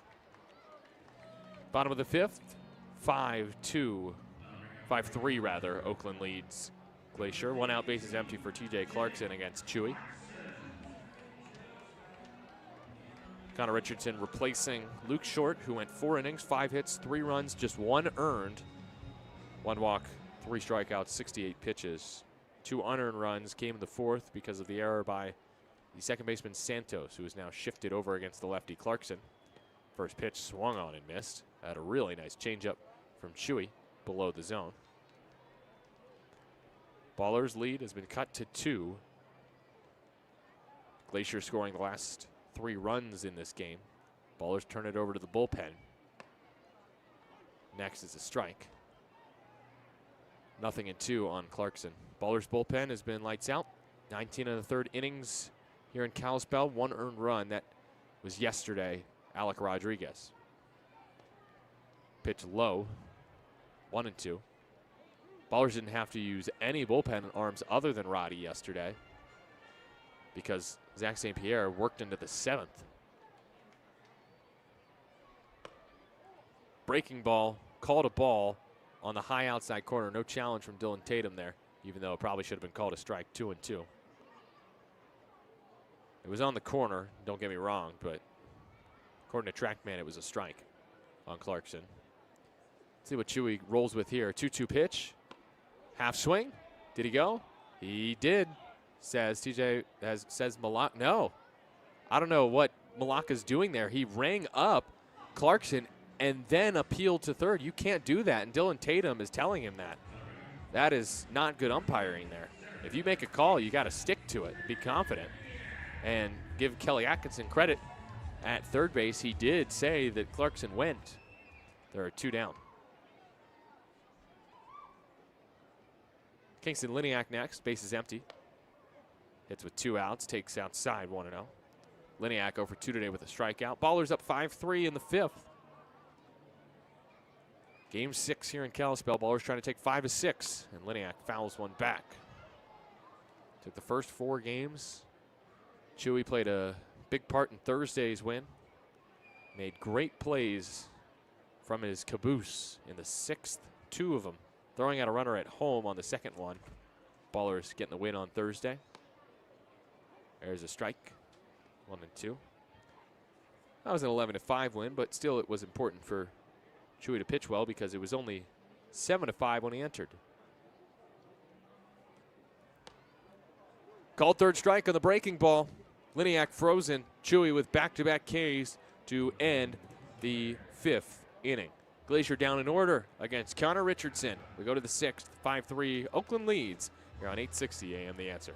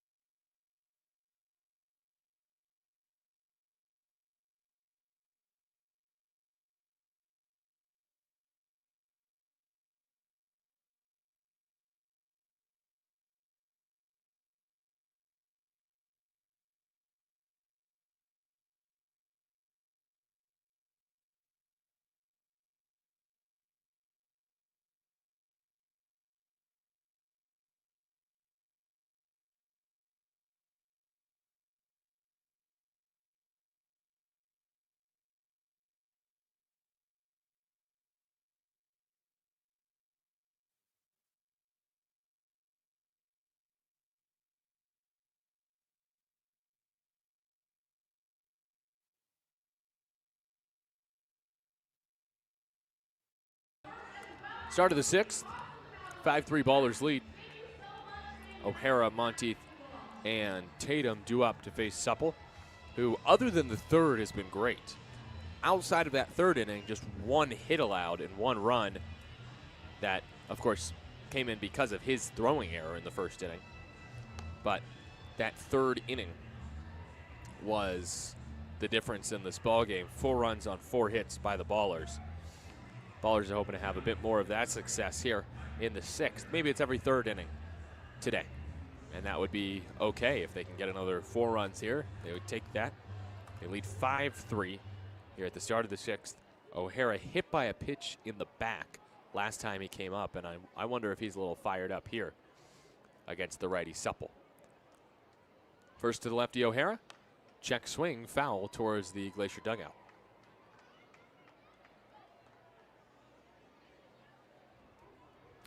Ballers did get a hit from Christian Almanza last inning, but nothing really happening in the 4th and the 5th innings against Supple. O'Hara takes a ball at 93, challenged. Yeah, that should have been called a strike.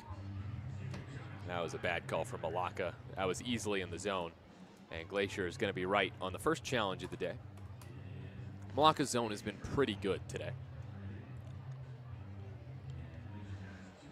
So it's 0-2 on O'Hara.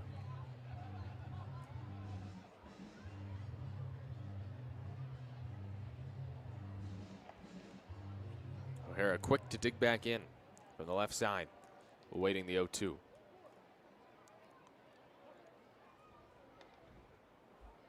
Supple set at the belt, working from the stretch. And O'Hara lines one past second into the gap in right center field. Clarkson quick to cut it off. And Michael O'Hara has his 8th knock of the series. He's been really good here in Kalispell. It's a leadoff single on 2 strikes.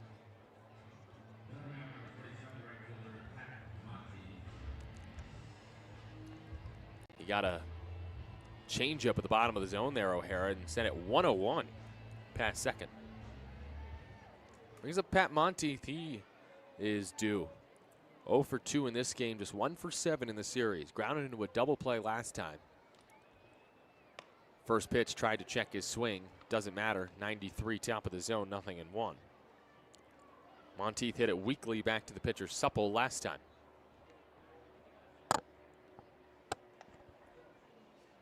Runner on first is O'Hara. Could he try to steal here? Well, that's what the pitcher's thinking. Supple whips it over there. O'Hara slides back safely. If Pat Monteith gets on here, that really could mean a big inning for the Ballers, because Dylan Tatum on deck. 2 sharp flyouts to right field today. He's been swinging a hot bat. Monteith takes outside. 1-1. Pat, former D2 All-American, second team selection in 2023. Led his team, North Greenville University, in batting average, walks and runs scored. And he swings and misses at a breaking ball outside. A ball and 2 strikes on Pat Monteith. Wearing white Nike cleats with a neon green heel. Dark green arm sleeve to match his dark green Ballers uniform. O'Hara might go here. He looks ready. He stays. And Monteith fouls it sharply to right field. Watch out, those on the concourse. Hopefully it didn't hit anyone. I don't think it did. That was 96 off the bat. He got a fastball on the outside corner and he went with it, and therefore fouled it off a tad late. Still 1-2. O'Hara gets his lead off of first. It's a sizable one. He's just on the edge of the cut. He stays. Monteith swings and misses. Had a good breaking ball, 1 down. 5th strikeout for Supple, whose pitch count is now 76. So he could certainly finish this inning. Glacier, I think, would want him to.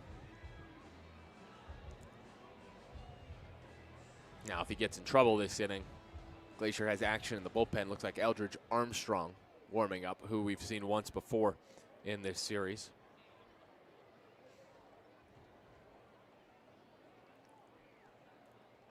Dylan Tatum at the dish with one down. First to him, outside corner at 94 for a strike. 5-3 Ballers over Glacier. Top of the sixth, one out, runner on first is O'Hara. Tatum, 2 flyouts to right today. His 2-run homer went to center field in the 5th inning Friday. First Oakland long ball. Tatum takes outside, a ball and a strike. That was way off the plate. It would have been probably behind O'Hara if he was up in that lefty batter's box.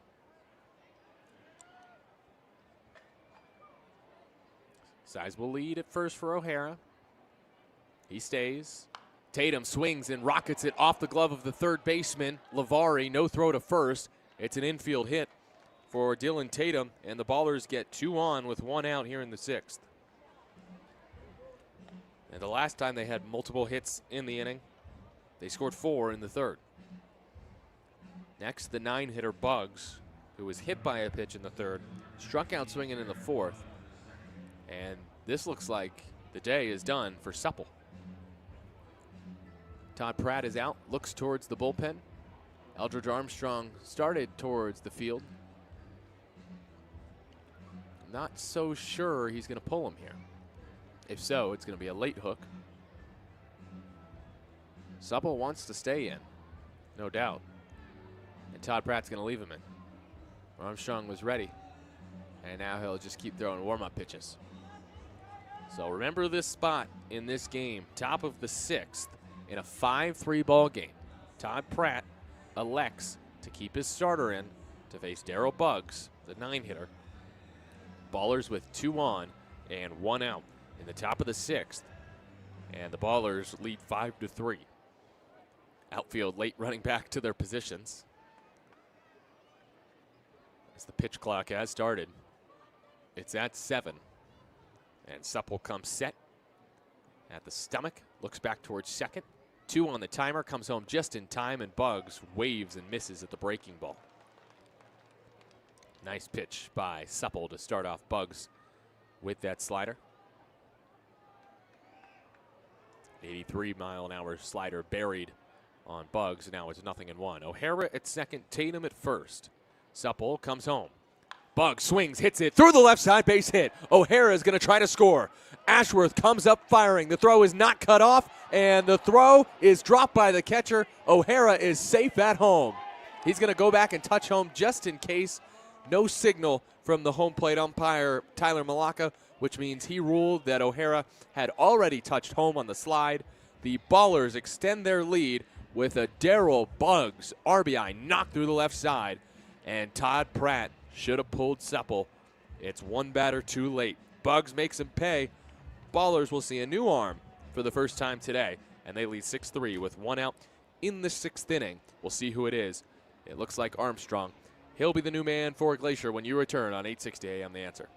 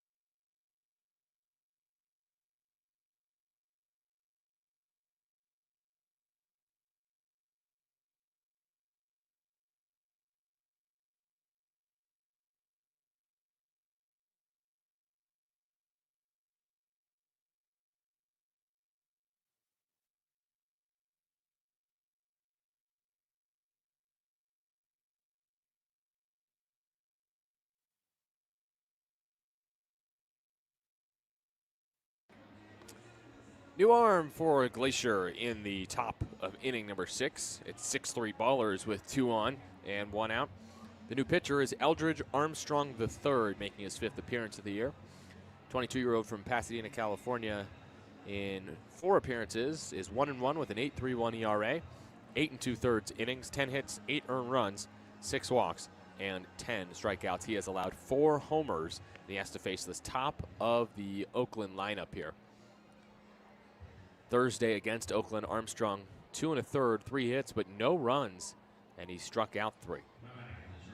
Armstrong now to face Cobb with runners at second and third as Bugs had an RBI single that advanced Tatum to third and scored O'Hara. Bugs then advanced to second on the throw home. The infield is drawn in against Cobb. See if he can knock one through. Pretty big gap on the right side of the infield. First from Armstrong is flown into left field. This could get a run home. It's very deep, honestly. Ashworth out there makes the catch. Tagging from third is Tatum. Tagging from second, Bugs. Both are safe, and it's a sac fly for Trey Cobb, who gets the job done and makes it 7-3 Oakland here in the 6th. 2 down. That was exactly what Cobb needed to do. Armstrong threw an off-speed pitch. Looked like maybe the changeup, but left it right down the middle, and Cobb was able to elevate it. Armstrong should have, and probably tried to throw it a bit lower, but left it up. And now, let's see if Isai Santos can drive in another. He checks his swing, but it's a called strike on pitch 1 from Armstrong, 0-1. 7-3, Ballers lead. Reestablishing the 4-run lead that they had after 3 innings. Santos takes strike 2. Another off speed on the outside corner. Runner at third is Bugs. He tagged up from second on the sac fly by Tremaine Cobb Jr., who has 2 RBI today, which is the first multi-RBI game this season for Trey Cobb, doing it from the leadoff spot. Righty Armstrong to the lefty Santos, working from the windup. 0-2 pitch. Santos swings, crushes a line drive to right field. It drops and is mishandled by Clarkson. It goes past him. Santos on his horse. He rounds second. He heads for third. The throw is offline. Santos can keep running if he wants to. Instead, it rolls to the third baseman Lavari, and he has a Little League triple and an RBI single. It is 8-3 Oakland. 3 runs in the 6th, all charged against Supple, who now, after his day is done, is going to see his line look a little bit worse. It's 5 1/3, 8 hits, 8 runs, 7 earned. All 3 inherited runners score. All 2, I should say. A swing and a miss by Druick, 0-1.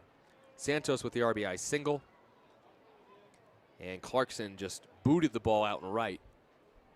That allowed Santos to get to third. Now Druick 0-1. Swings and lines one foul left side.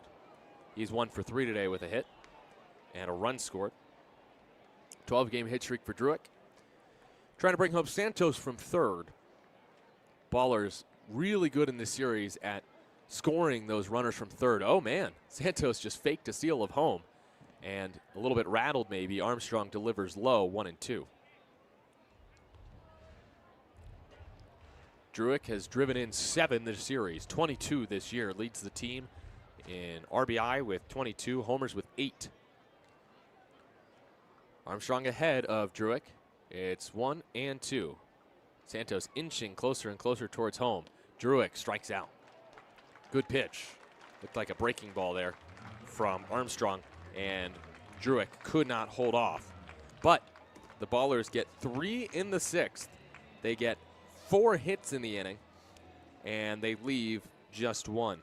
They knock out the starter Supple, and they hit against the reliever Armstrong, scoring all 3 runners that Supple was responsible for in that frame.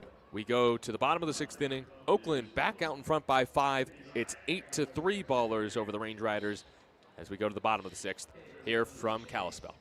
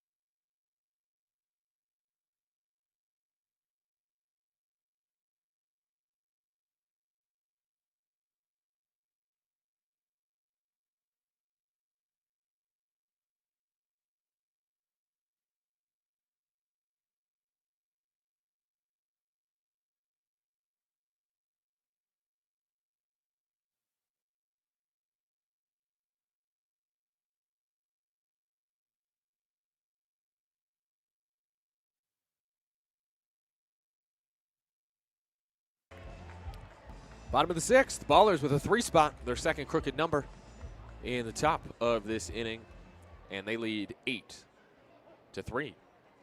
Still Chewy on the hill. He had a perfect fifth inning that really set the table for the Ballers from their big sixth. He locates a first pitch strike at 90 on the outside corner. Generous call there from Tyler Malacca. 0-1 on Lavari, who is 1 for 2 today. This game has seen 2 swings of momentum. Really 3, I guess, as Lavari takes ball 1 outside. Ballers started out with a 5-0 lead, riding the momentum. Glacier snatched it with 3 runs in the third and fourth innings combined to get within 2. Oakland's got the momentum now with the 3 spot in the top of this inning. Lavari takes low, 2-1. Ballers attempting to take 5 of 6, which is hard to do in this league.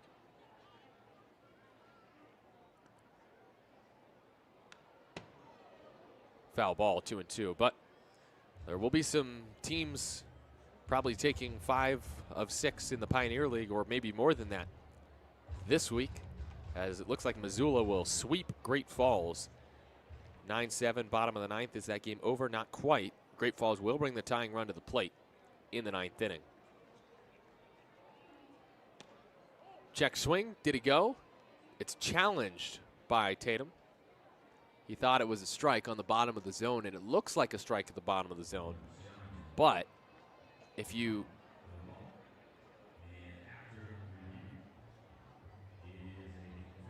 it's a confirmed ball. Tatum was sure it was a strike. It did just miss the corner. Oakland's first challenge is incorrect. I mean, that ball could not have been closer to the zone.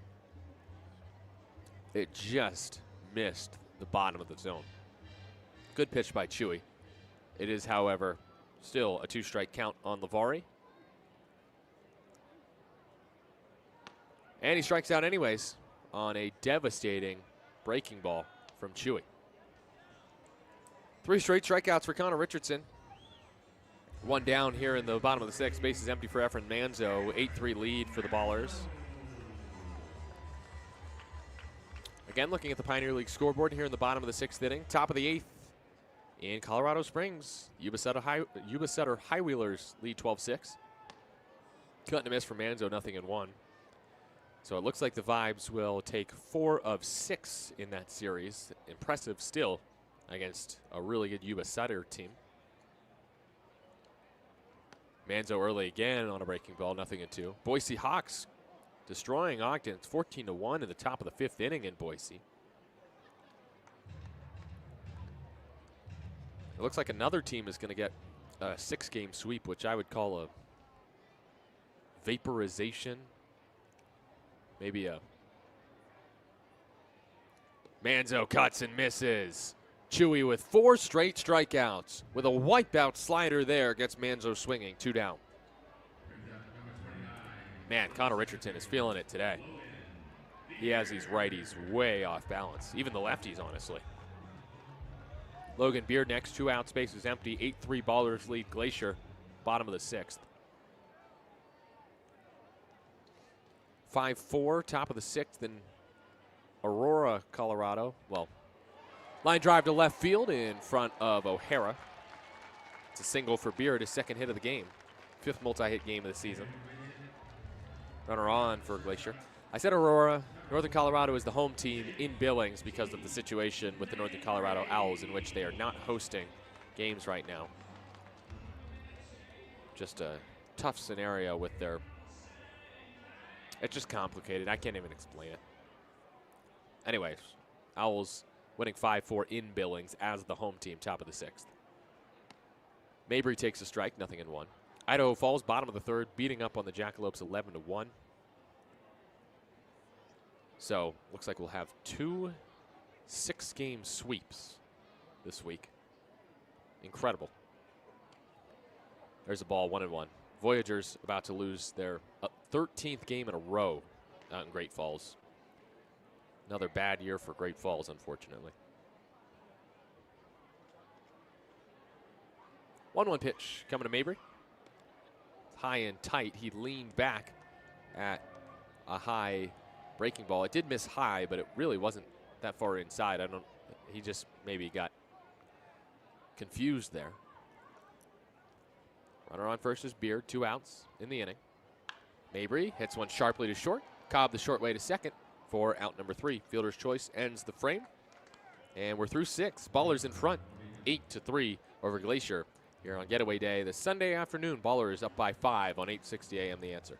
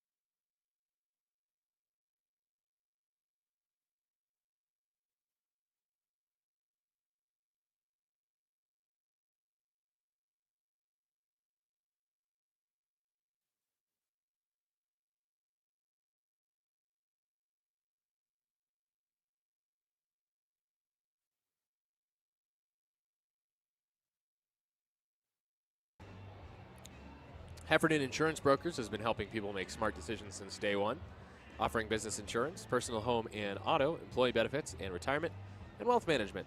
Make a smart decision for your business or family today. Visit Heffernan Insurance Brokers online at HEFFINS.com. That's HEFINS.com.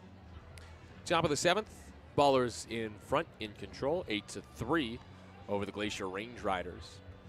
Attempting to take 5 of 6 in this series in Kalispell from Glacier. Ballers will host the Range Riders in a couple weeks' time. A little bit less than 2 weeks, I suppose. It'll be obviously not this Tuesday. Ballers will be in Missoula, but it'll be a week after that. So less than 2 weeks, the Ballers host the Glacier Range Riders, including a Saturday home run derby competition. The league introducing that this year. The winner of the in-season home run derby competition will win a cash prize. Both the team and the individual player with the most home runs, as Christian Almanza takes a strike to start the 7th, 0-1. Almanza hit last time up in the 5th. He's one of 2 ballers not to bat last inning. He takes low, a ball and a strike. Baller scored 3 in the 6th, sending 7 to the plate, 4 hits in the inning. RBI hits from Bugs and Santos. Cobb with a sac fly. Almanza cuts and misses 1 and 2. So Santos, whose error cost 2 runs for the Ballers today defensively, has made up for it with the bat with 2 RBI hits, and he has scored twice. Almanza tries to fight off an off-speed pitch and strikes out. Change-up on the outside corner. Second strikeout in as many batters for Armstrong. Gave up a sac fly, then a ribby single, but he has 2 strikeouts since then. 1 out, top of the 7th, no one on. Ballers up 8-3. Here's Lou Helmick. First toss. Helmick pops it up on the infield, fouled ground though. This could be actually into the bleachers. It is.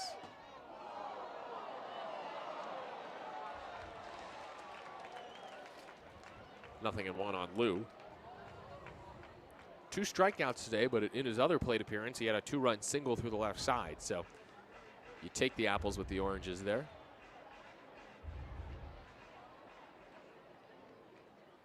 Oh, 1. Low and in. Ball and a strike. This is the first trip to Kalispell this season for the Ballers. They will start the second half in this same Montana town, and they'll be happy to do so. They have enjoyed their time at Glacier Bank Park.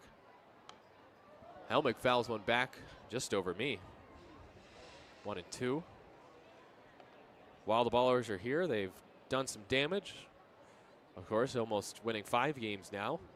Also did some damage to the video board out and left. Davis Druick put a hole in the P. Helmick takes inside, 2 and 2. The P in Glacier Bank Park in blue lettering above the video board has a little hole in the bottom of the P where a baseball is either now lodged or has fallen back out of it, but the plastic is missing from the P in park. 2-2, and Helmick strikes out. Back-to-back Ks to start the inning for Armstrong, and 3 straight overall. 2 down, bases empty for Oakland in the top of the 7th. They lead 8-3. Michael O'Hara bats next.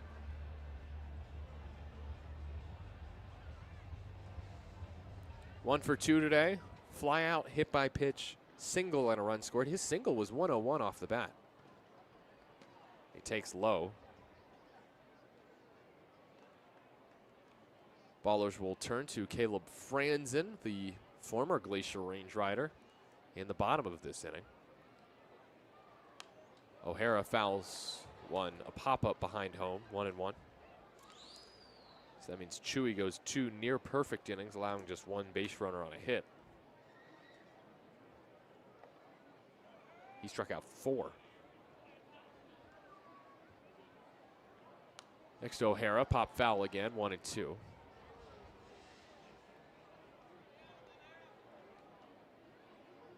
Michael's aunt, Kirsten O'Hara, a Cal Athletics Hall of Fame inductee, 5-time All-American in cross country and track and field. Insanely athletic family. His dad, Mike, played football at Santa Clara, where Mike eventually played baseball. He calls time before 1-2. His aunt Stacy played soccer at Cal in the 80s. Uncle Patrick, part of the 1992 Pepperdine baseball team that won the World Series before finishing his career at Cal. And his Uncle Joe played basketball at Brown. And he gets drilled again in the back. What is up with this? What do the Range Riders have against Michael O'Hara? He has 4 plate appearances today and has been drilled in the back in 2 of them. That one might have hit the same spot as the first, which is just going to deepen the bruise for O'Hara. And he entered this game. I don't actually have the stat written down, so I'm going to have to go online to figure out. He hadn't been hit by a pitch all year. Only 5 times in his pro career had he been hit, all with Boise last year.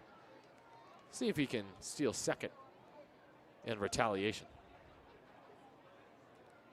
First to Monteith, golfed in the air right field. Clarkson turns, has room, and makes the catch for out number 3. So O'Hara hit again, and he's stranded. Poor guy. Ballers do not score and leave 1 in the 7th. Time to stretch from Kalispell. Ballers in front, 8-3 over Glacier on 8:60 a.m. The Answer.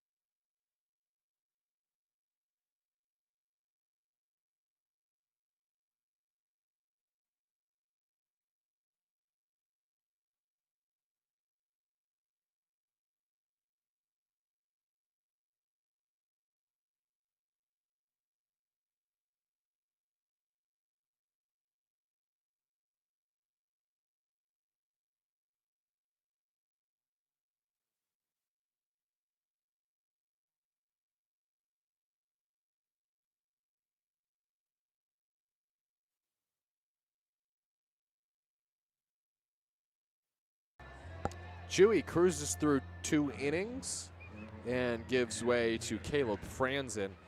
Bottom of the 7th here from Kalispell. The Ballers in control, 8-3.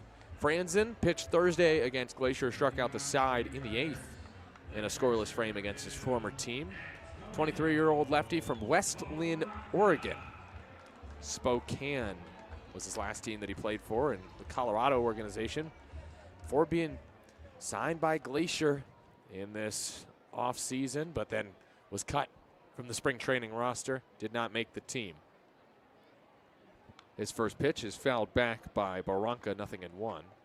Franzen, his 6th appearance, 1-0 record, 7 1/3 innings, 6 hits, 3 earned runs, 2 walks, 10 strikeouts, and a solid 3.68 ERA. The Ballers bullpen, by all accounts, from what I can imagine, I don't have the exact numbers, but they have to be the best bullpen by ERA in the league.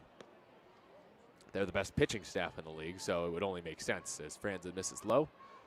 A ball and a strike on the right-handed hitting Barranca. 8-3 lead for the Ballers. No one out as we start the bottom of the 7th inning.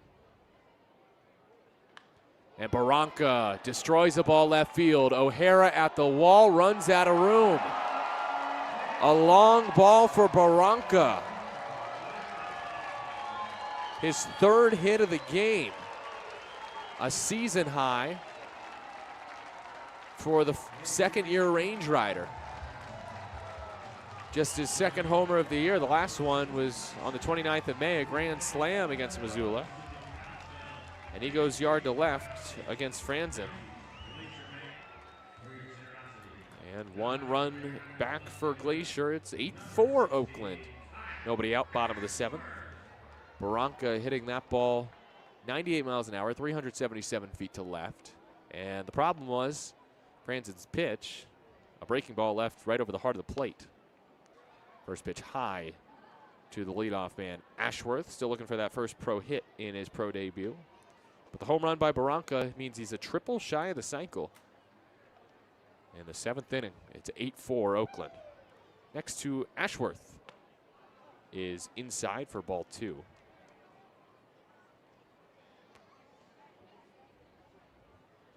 Obviously, you'd hope for Franzen to get Ashworth here, considering the lefty-lefty advantage. 2-0 count. Franzen set. Comes home. Finds the zone. 90-mile-an-hour fastball right down the middle, though. He's got to get that ball out of the middle and start finding the corners. Ashworth in his pro debut 0 for 3, but with an RBI. Had a ground out in the 3rd. Takes another strike. 91-mile-an-hour heater, bottom of the zone. That's a great pitch by Franzen. Maybe starting to feel himself now. 2 balls. Is that right? 2 balls, 2 strikes? Yes. It is 2-2. And Ashworth pops it up. Again, a tough sky. New second baseman is Leahy, and he makes the grab. One away. So Leahy in at second for Santos. Are there any other changes for the Ballers? It does not appear that way. Just Leahy for Santos, who made an error earlier in the game. 1 out for Casarella, 8-4 Ballers. First pitch ripped into the gap in right center field. Bugs on his horse, still running. Watches it bounce off the wall. He bobbles the ball. Casarella going for 3rd, and he'll get there as Cobb picks it up and just walks it in.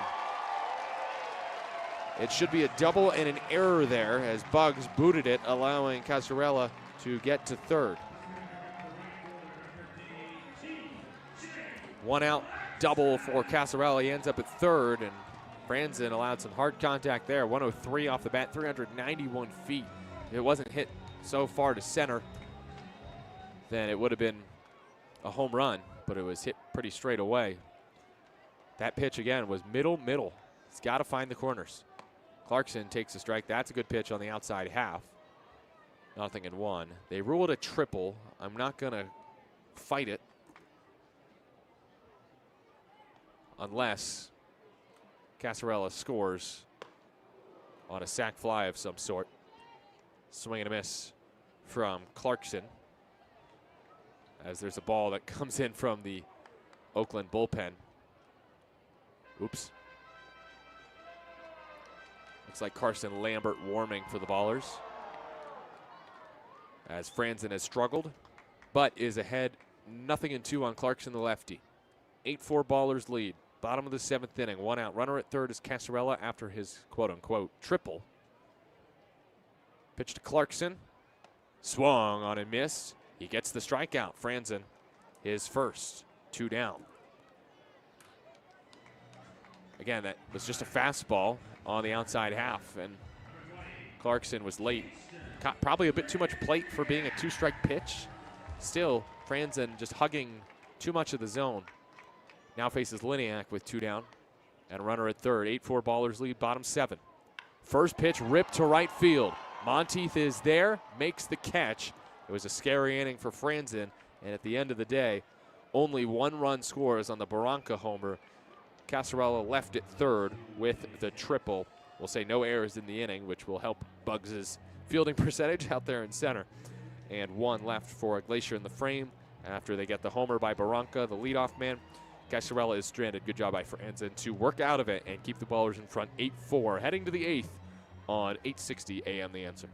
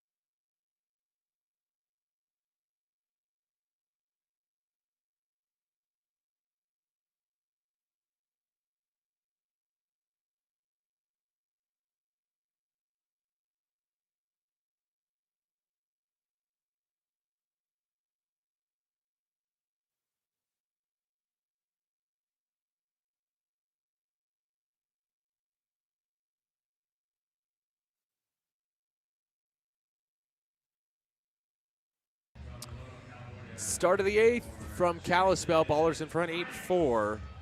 And Glacier will turn to their third pitcher today. It is Jason Franks making his 3rd appearance of the series. Trying to keep this an 8-4 ball game in favor of Oakland. He'll face 8-9-1. Franks, an inning on Wednesday, gave up 3 hits and an earned run, including a Helmick RBI single. Friday gave up a hit, but no runs. And pitching for the 3rd time this series, 7th time this season. 1-0 record, a 2.16 ERA. 8 1/3 innings, 12 hits, just 2 earned runs, 3 walks, and 12 strikeouts for the 26-year-old California native. Right-hander, 6'3", 200 pounds. He faces Dylan Tatum to start the frame. The Ballers catcher has hit 3 balls hard today. Last time he singled and scored. That was in the 6th. First pitch to the righty batter. He gets plunked. That's the 4th hit batter today for Glacier pitching, and this one on the first pitch. And he sheds the arm guard angrily, flicking it aside. Someone in the crowd yelling for a new pitcher. Tatum obviously a little peeved after being plunked in the back by 96. That has got to hurt. That is the 4th batter hit today. O'Hara has been hit twice, so even though that's going to sting for Tatum, he is not the one that can complain the most. That's O'Hara. Now here's Bugs, who was hit earlier in the game. And the first pitch is completely wild, and now I just think that maybe Franks has something wrong. Either that or he has no control right now, because the first pitch hit Tatum. Second pitch helps Tatum to advance. It's a wild pitch, 92. First was high and in. The next high and away to the righty, Bugs, who had an RBI single last time up. Bugs with his 5th RBI of the year with that RBI single. He has scored twice today and has now scored 6 times this year. 4 hits in this series, 2 of them triples. Runner at second is Tatum after being hit and reaching second on the wild pitch. Now Bugs squares and pulls back, and did that hit him? I think it's called a foul ball. That was way inside, and I think it might have hit his bat for a foul ball, so it's 1-1. I mean, that is what happened. Unlucky for Bugs, who nearly got hit. Again, Franks has no idea where it's going right now. He might as well have his eyes closed. He has not come near the zone, and there's no way Bugs is swinging here. He squares again and pops up the bunt. So the baller's trying to play small ball, but Bugs needs to be pulling back and not offering. He's now behind in the count 1-2 and can no longer bunt. Franks still hasn't thrown a strike. His 4 pitches have been nowhere near the zone.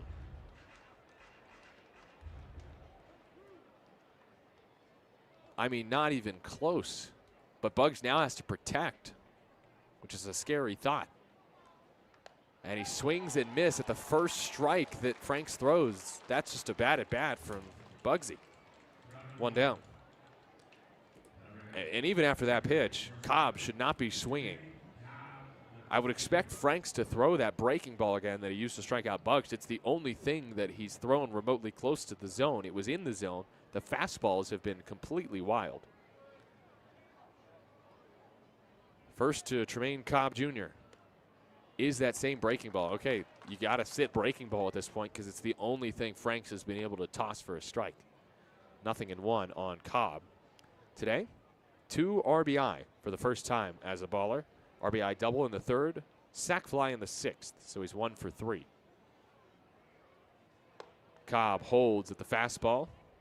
96, again, too tall. That one closer to the zone from Franks, but he still has not thrown a fastball for a strike in this inning. He hit Tatum. He hit the bat of Bugs, who was trying to pull back a bunt attempt. And another breaking ball, and Cobb is early on it. Again, you got to sit breaking ball when Franks can't throw the fastball for a strike. Again, it's hard to react, though, because of the miles per hour. The fastball comes in at 96. So you're going to be late if you're not expecting it. Does Franks throw it here? Nope, he goes right back to the well with that breaking ball. Going to assume it's the slider. There's 2 down. Isai Santos. This was the spot of Nick Leahy. And the Ballers will run with Danny Harris for the pinch hit at bat to try to get another run home. So Leahy does not get an at bat against the righty Franks. Instead, it is Danny Harris. Santos, who was excellent today at the plate. I'm sure Aaron Miles wishes that he was still in because Santos was seeing the ball really well. Again, expect the breaking ball from Franks at this point. Back-to-back strikeouts on that breaking ball, and he throws another, and Harris is early. 0-1. Ballers lead 8-4 in the top of the 8th inning. Runner at second is Tatum. Franks cannot control the fastball right now. He is yet to show it for a strike. 2 outs, runner at second. Pitch to Harris, the pinch hitter. Bounces in and just gets enough away from Barranca, but not far enough to move Tatum. It's 1-1. And that was the breaking ball. In the turf for the ball, 1-1. Harris on a 4-game hit streak. That on the line, unfortunately for him, in this at-bat, a pinch hit appearance. Harris, a slow chopper, third base side, tough play for Lavari. He fields, throws on the run, and just gets Harris to end that hit streak. Unlucky for Danny. He grounds out in a pinch hit at bat here in the 8th, and Tatum is left stranded. And that was finally a fastball, but again, thrown for a ball. So he did not throw a single fastball for a strike this inning for Franks, but he does post a 0 because the Ballers kept chasing after the breaking ball. No hits in the inning, 1 left. We go to the bottom of the 8th. 8-4, Ballers lead the Glacier Range Riders on 860 AM The Answer.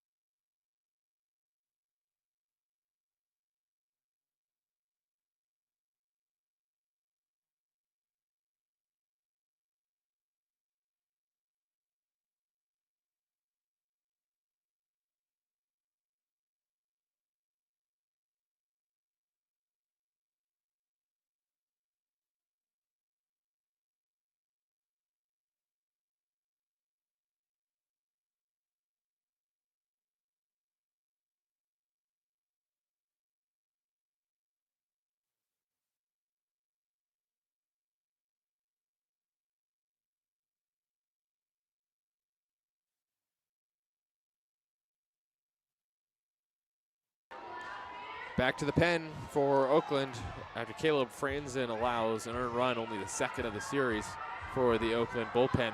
They go to Carson Lambert here in the 8th. Lambo making his 4th appearance of the series. 3 hitless innings against Glacier so far, and has not allowed a run, 3 strikeouts. Perfect 9th on Thursday, perfect 8th on Friday, pitched back on Tuesday. 8th appearance of the year for Lambert.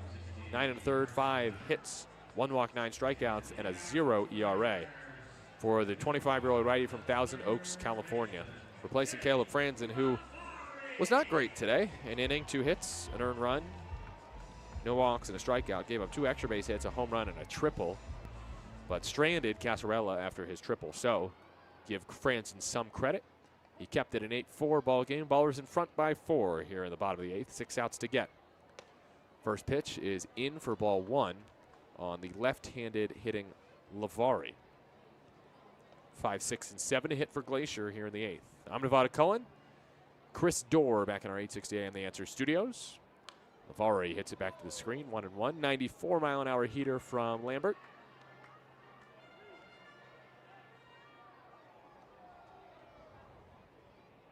Lambo led the team last year along with Chandler David with 7 saves. Not eligible for the save today. Locates low, 2-1. Lambert, 31 career appearances. This is 32 for the Ballers. 2-4 records, 7 saves, 73 in a 3rd inning, 74 strikeouts, and a 6.01 career ERA. Lavari takes 94 high, 3 balls and a strike. Don't want to walk the leadoff man, Lavari, who's 1 for 3 today. A strikeout last time. A run scored after a single in the 4th inning. From the windup, Lambert delivers. Lavari takes in and does earn the walk.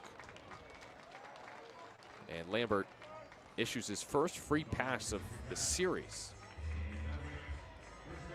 Could be a little tired, Lambeau, pitching for the 4th time in 6 days. And approaching this bottom of the order, which has been so good today for Glacier. Manzo not as good as the bottom 3. He is 0 for 3 today with a strikeout. Runner on first, Glacier down 8-4 in the 8th. First pitch outside, and Lambert has missed on 5 of his first 6. Couldn't quite control the breaking ball there, low and away. Or at least didn't get the chase. 1-0 to Efren Manzo. Fouled back, 94-mile-an-hour heater in. That'll play, 1-1. Manzo teammates at Santa Clara with Michael O'Hara for all 4 years. O'Hara out there in left field has played a great defensive left field in this series for Oakland. Manzo hit it there once. Manzo takes high at 94, 2-1. Lambert struggling with the control in this inning. And he generally does not struggle with control. 19 career walks compared to 74 strikeouts. Next to Manzo. Oh, man, he messed up. He swung at ball 3, 2-2. It was a half swing at a high breaking ball, and now Lambert has him in a 2-2 count. Trying to strike Manzo out for the 2nd straight time. Manzo struck out against Chewy, who got 4 strikeouts in his 2 innings. Runner at first is Lavari in an 8-4 ball game. Bottom of the 8th inning, nobody out. Manzo the righty, Lambert the righty. Pitch. Did he offer? Yes, he did, says home plate umpire Tyler Malacca on the half swing. 95-mile-an-hour heater in. No, just off the plate. And Lambo gets the K. I don't know why Malacca is not appealing down to first to Rob Minter. But Ballers will take it. 1 down. Logan Beard next. Runner at first is Lavari. Lambo just kind of missing the zone right now. Swing and a miss at 96. Didn't miss there, high and in.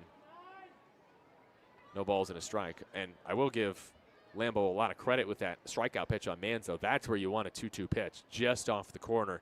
And he got the swing that he needed. Beard's been good today.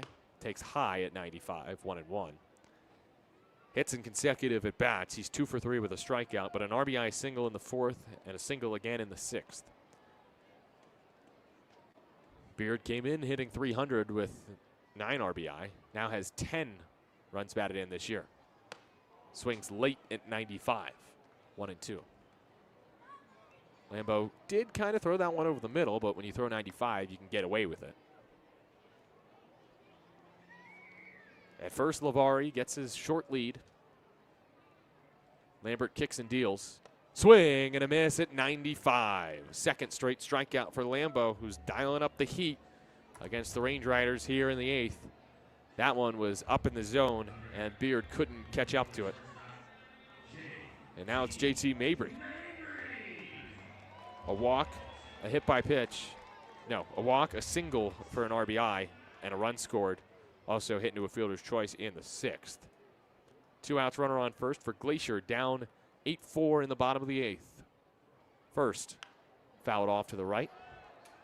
And if you're Lambo, you got to bear down and get Mabry, because on deck is Antonio Barranca, who is a triple shy of the cycle today. 3 for 3. 0-1 count. Lavari gets his short lead at first. Lambert from the stretch. Line drive into right field. This could be extra bases. Monteith trying to cut it off before it hits the wall, and he does expertly. Leahy gets the cutoff throw and whips it home to prevent the run from scoring. That will not appear in the box score, but a double from Mabry does not bring home a run, and Monteith makes a really nice play on that line drive to prevent a run from scoring. Sliding play on the turf to prevent the ball from crashing into the wall out there in the corner in right. And now Lambo will try to get Barranca out for the first time today. The catcher has a season-high 3 hits and is a triple shy of the cycle. Second and third for Glacier. 8-4 Ballers lead. 2 outs, bottom of the 8th. The biggest at-bat of this game yet, right here. Righty-righty matchup. Barranca, 5-game hit streak after his 3 for 3 day. The catcher from Pennsylvania. Slightly open stance righty. Swings and, oh, that's just foul. Oh, he hooked down the right field line. A check swing line drive. Almost accidentally drove into right there. And he hit it right to the left of Connor Sullivan. Sully warming up to try to get another save possibly in this game. He will come in this inning if Lambo gets into more trouble. That was a 95-mile-an-hour heater up in the zone. Barranca nearly lined it down the right field line on a half swing for what could have been extra bases and 2 RBI. 0-1 pitch. Barranca swings, lines it to third, into the mid of Druick for out number 3. 2-out double by JT Mabry. Pat Monteith saves a run, and the Ballers strand 2 in the frame, and Lambo keeps on, keeping on, holds that ERA at 0. He does not allow a run in the 8th inning, despite 2 in scoring position for the Range Riders. He strikes out 2 in the frame and gets the line drive to get Barranca for the first time today. Ballers 3 outs away from a 5th win in 6 games here in Kalispell. You're listening to Ballers Baseball on 860 AM The Answer.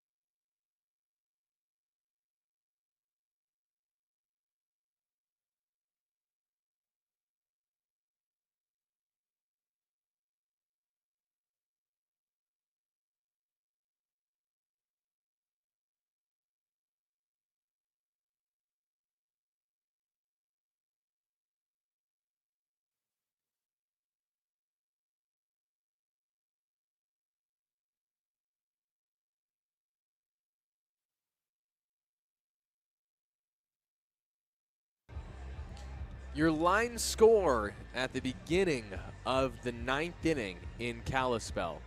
Oakland, 8 runs, 9 hits, 1 error. Glacier, 4 runs, 9 hits, 2 errors. Ballers by 4. New pitcher for Glacier, it's Cam Cowan coming in for the 3rd time this series. We've seen him every other day since Wednesday. 2 scoreless innings, has 4 strikeouts. This is his 7th appearance, 2.35 ERA with a save, 7 2/3 innings, just 3 hits allowed and 5 walks compared to 17 strikeouts. He is averaging nearly 20 strikeouts per 9 innings this season. That is a ridiculous number. First pitch to Davis Druick is inside, and we start the 9th here from Kalispell. 95-mile-an-hour fastball just missed the corner, 1-0. Cowan replacing Jason Franks, who threw a hitless 8th and struck out 2. Druick fouls one off. That was a 95-mile-an-hour fastball down the middle, and he was late. Davis today 1 for 4 with a single back in the 3rd and a run scored. He struck out his most recent trip to the dish. Can he catch up to that hard fastball from Cowan here? No, he can't. 96 right down the middle, but back to the screen. Got to really start early, but if you sit fastball completely against Cowan and he throws anything else, you're toast. 1-2 to Druick. And he's toast. It was an off-speed pitch right down the middle, and he strikes out on 4 pitches. 1 down, base is empty, top of the 9th. Baller is up 8-4. Christian Almanza next. He has 2 strikeouts today and a hit, so he's 1 for 4.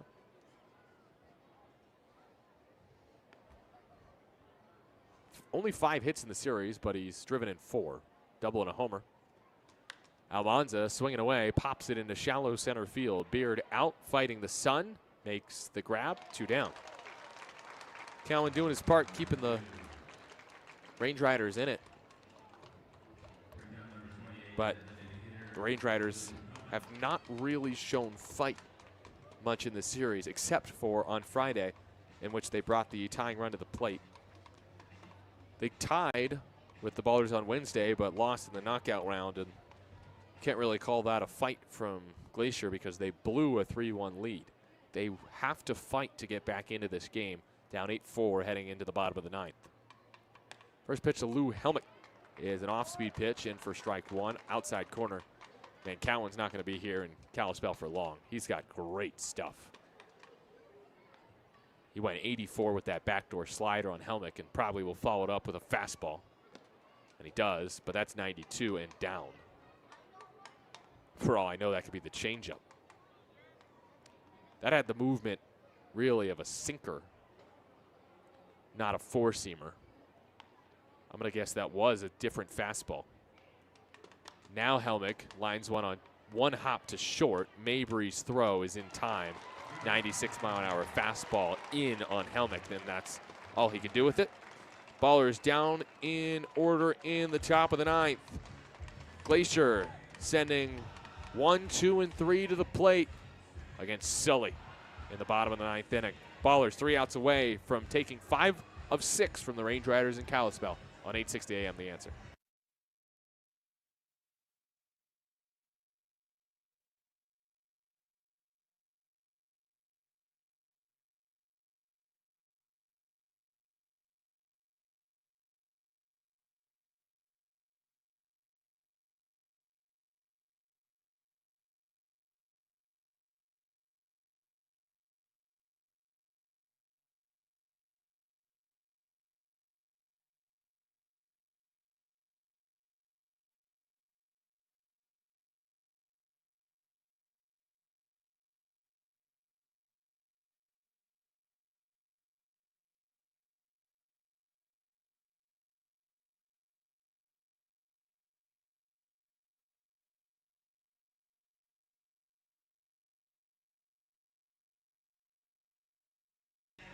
We can do 2 segments in the postgame. We can do 2 segments postgame.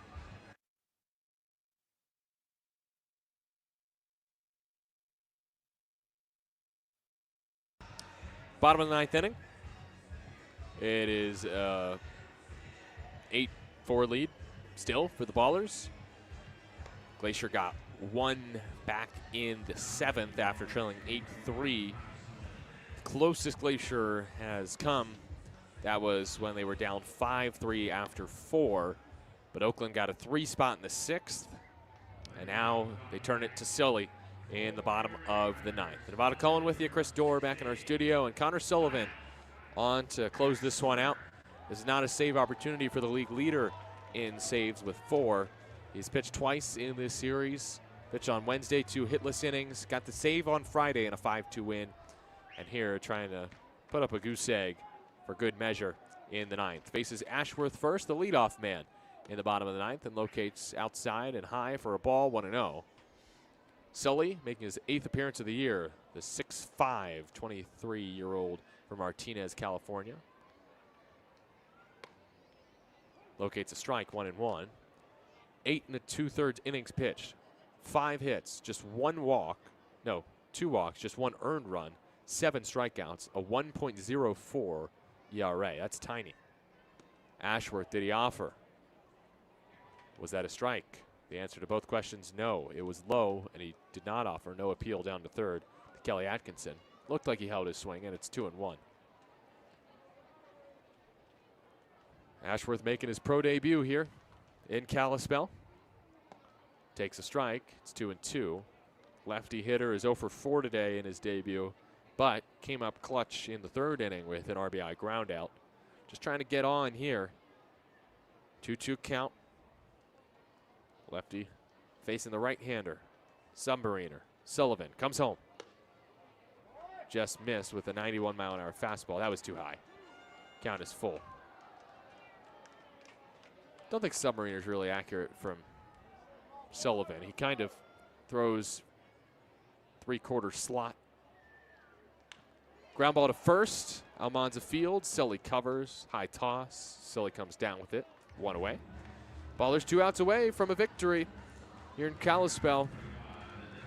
Eating a lot of dubs out here in Montana and hoping for more next week. 3 against Missoula before going to Ogden to face the Raptors for the 2nd time this year. 1 out. Here's Casarella. Righty takes a strike, outside corner at 81. Glacier has challenged once today. They were correct. Oakland has 2 challenges remaining. Pop up, right field. This could be a tough play. Leahy doesn't see it. Monteith does and makes the squeeze. 2 down. Ballers just an out away from a 5th win out here in Kalispell. They entered yesterday on a 5-game win streak, lost, but then have bounced back nicely today. They're still even in the hit column with Glacier, but 4 more runs and 1 less error. That's been key. As Clarkson, the lefty, takes a strike, 0-1. Ballers have played clean defense here in Kalispell. The defense has really improved. They're actually one of the better teams in the league in fielding percentage. 0-1. Clarkson takes a strike, outside corner. 0-2. He should have challenged that. He can't believe it was a strike called, but he didn't challenge in time, and now it's 0-2. All 3 challenges left, and he did not challenge what was a ball off the plate. 0-2. Clarkson fouls it straight back over me, 1-2. And I'll give Tyler Malacca credit. That ball did not miss by much. It was not a ball off the plate. It was an inch off the plate. Clarkson still should have challenged sooner. He didn't even tap his head. 0-2 from Sully in the turf, 1-2. This feels more like one of their blowouts from this series. Ballers had 2 blowout wins. 4 runs is a big enough gap for it to be comfortable without it being called a blowout. 1-2. Clarkson hits it sharply to first. Nice play by Almanza. He'll flip to Sully for the final out. Almanza with a sliding play for out number 3. Tosses to Sullivan for the 2nd time of the inning. And Sully pitches a 1-2-3 ninth to lock down the Ballers' 5th win in 6 games in Kalispell. It's an emphatic series victory over the 2024 Pioneer League runner-ups in Glacier. An 8-4 win today as the Ballers bullpen ends this series, allowing just 2 earned runs the whole way. They win this 8-4 thanks to 2 big innings, the 3rd and the 6th. We'll step aside on the post-game show. 8-4 Ballers win in Kalispell on 860 AM The Answer.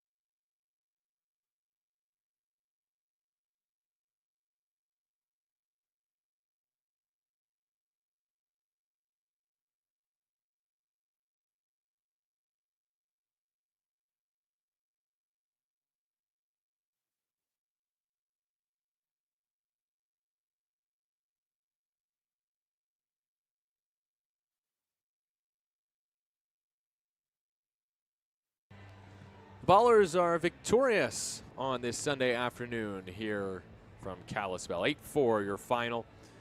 And the Ballers win 5 of 6 in Kalispell to improve to 12-6 on the year. Here's how it happened today. I'm Nevada Cullen with Chris Dorr back at our 860 AM The Answer studios. Started early on an error. Almanza with a chopper back to the pitcher, Supple, who threw it away. And Santos scored on the error. 1-0 Ballers in the first. They would get 4 in the 3rd inning on 4 hits. Bugs was hit by a pitch to start the inning. Tremaine Cobb drove him in with an RBI double to make it 2-0. On the very next pitch, Isai Santos made it 3-0 with a single lined up the middle. Then Davis Druick singled on the next pitch he saw. And with him and Santos on the bags, Lou Helmig had a 2-run single through the left side. Druick running past an Aaron Miles stop sign to score to make it 5-zip. Glacier fought back, though, in the 3rd and the 4th. They got a double by Barranca, who finished with 3 hits today, and then a Kyle Ashworth RBI ground out. He drove in the first run for Glacier in his pro debut. They got 2 in the 4th inning, RBI singles by Beard and Mabry to make it 5-3. But the Ballers responded in the 6th with 3 runs.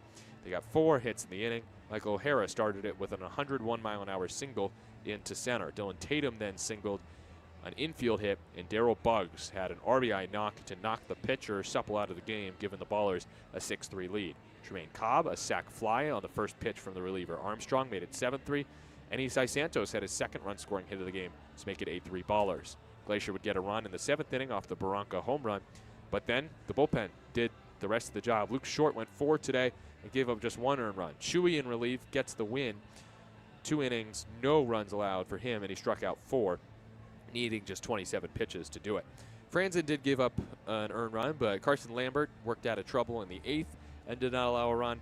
Sully pitched a perfect 9th to lock down the 8-4 win for the Ballers, which drops Glacier to 8-10. They lose 5 out of 6 against the Ballers at home. Not a good series for Todd Pratt's squad as they begin their California road trip.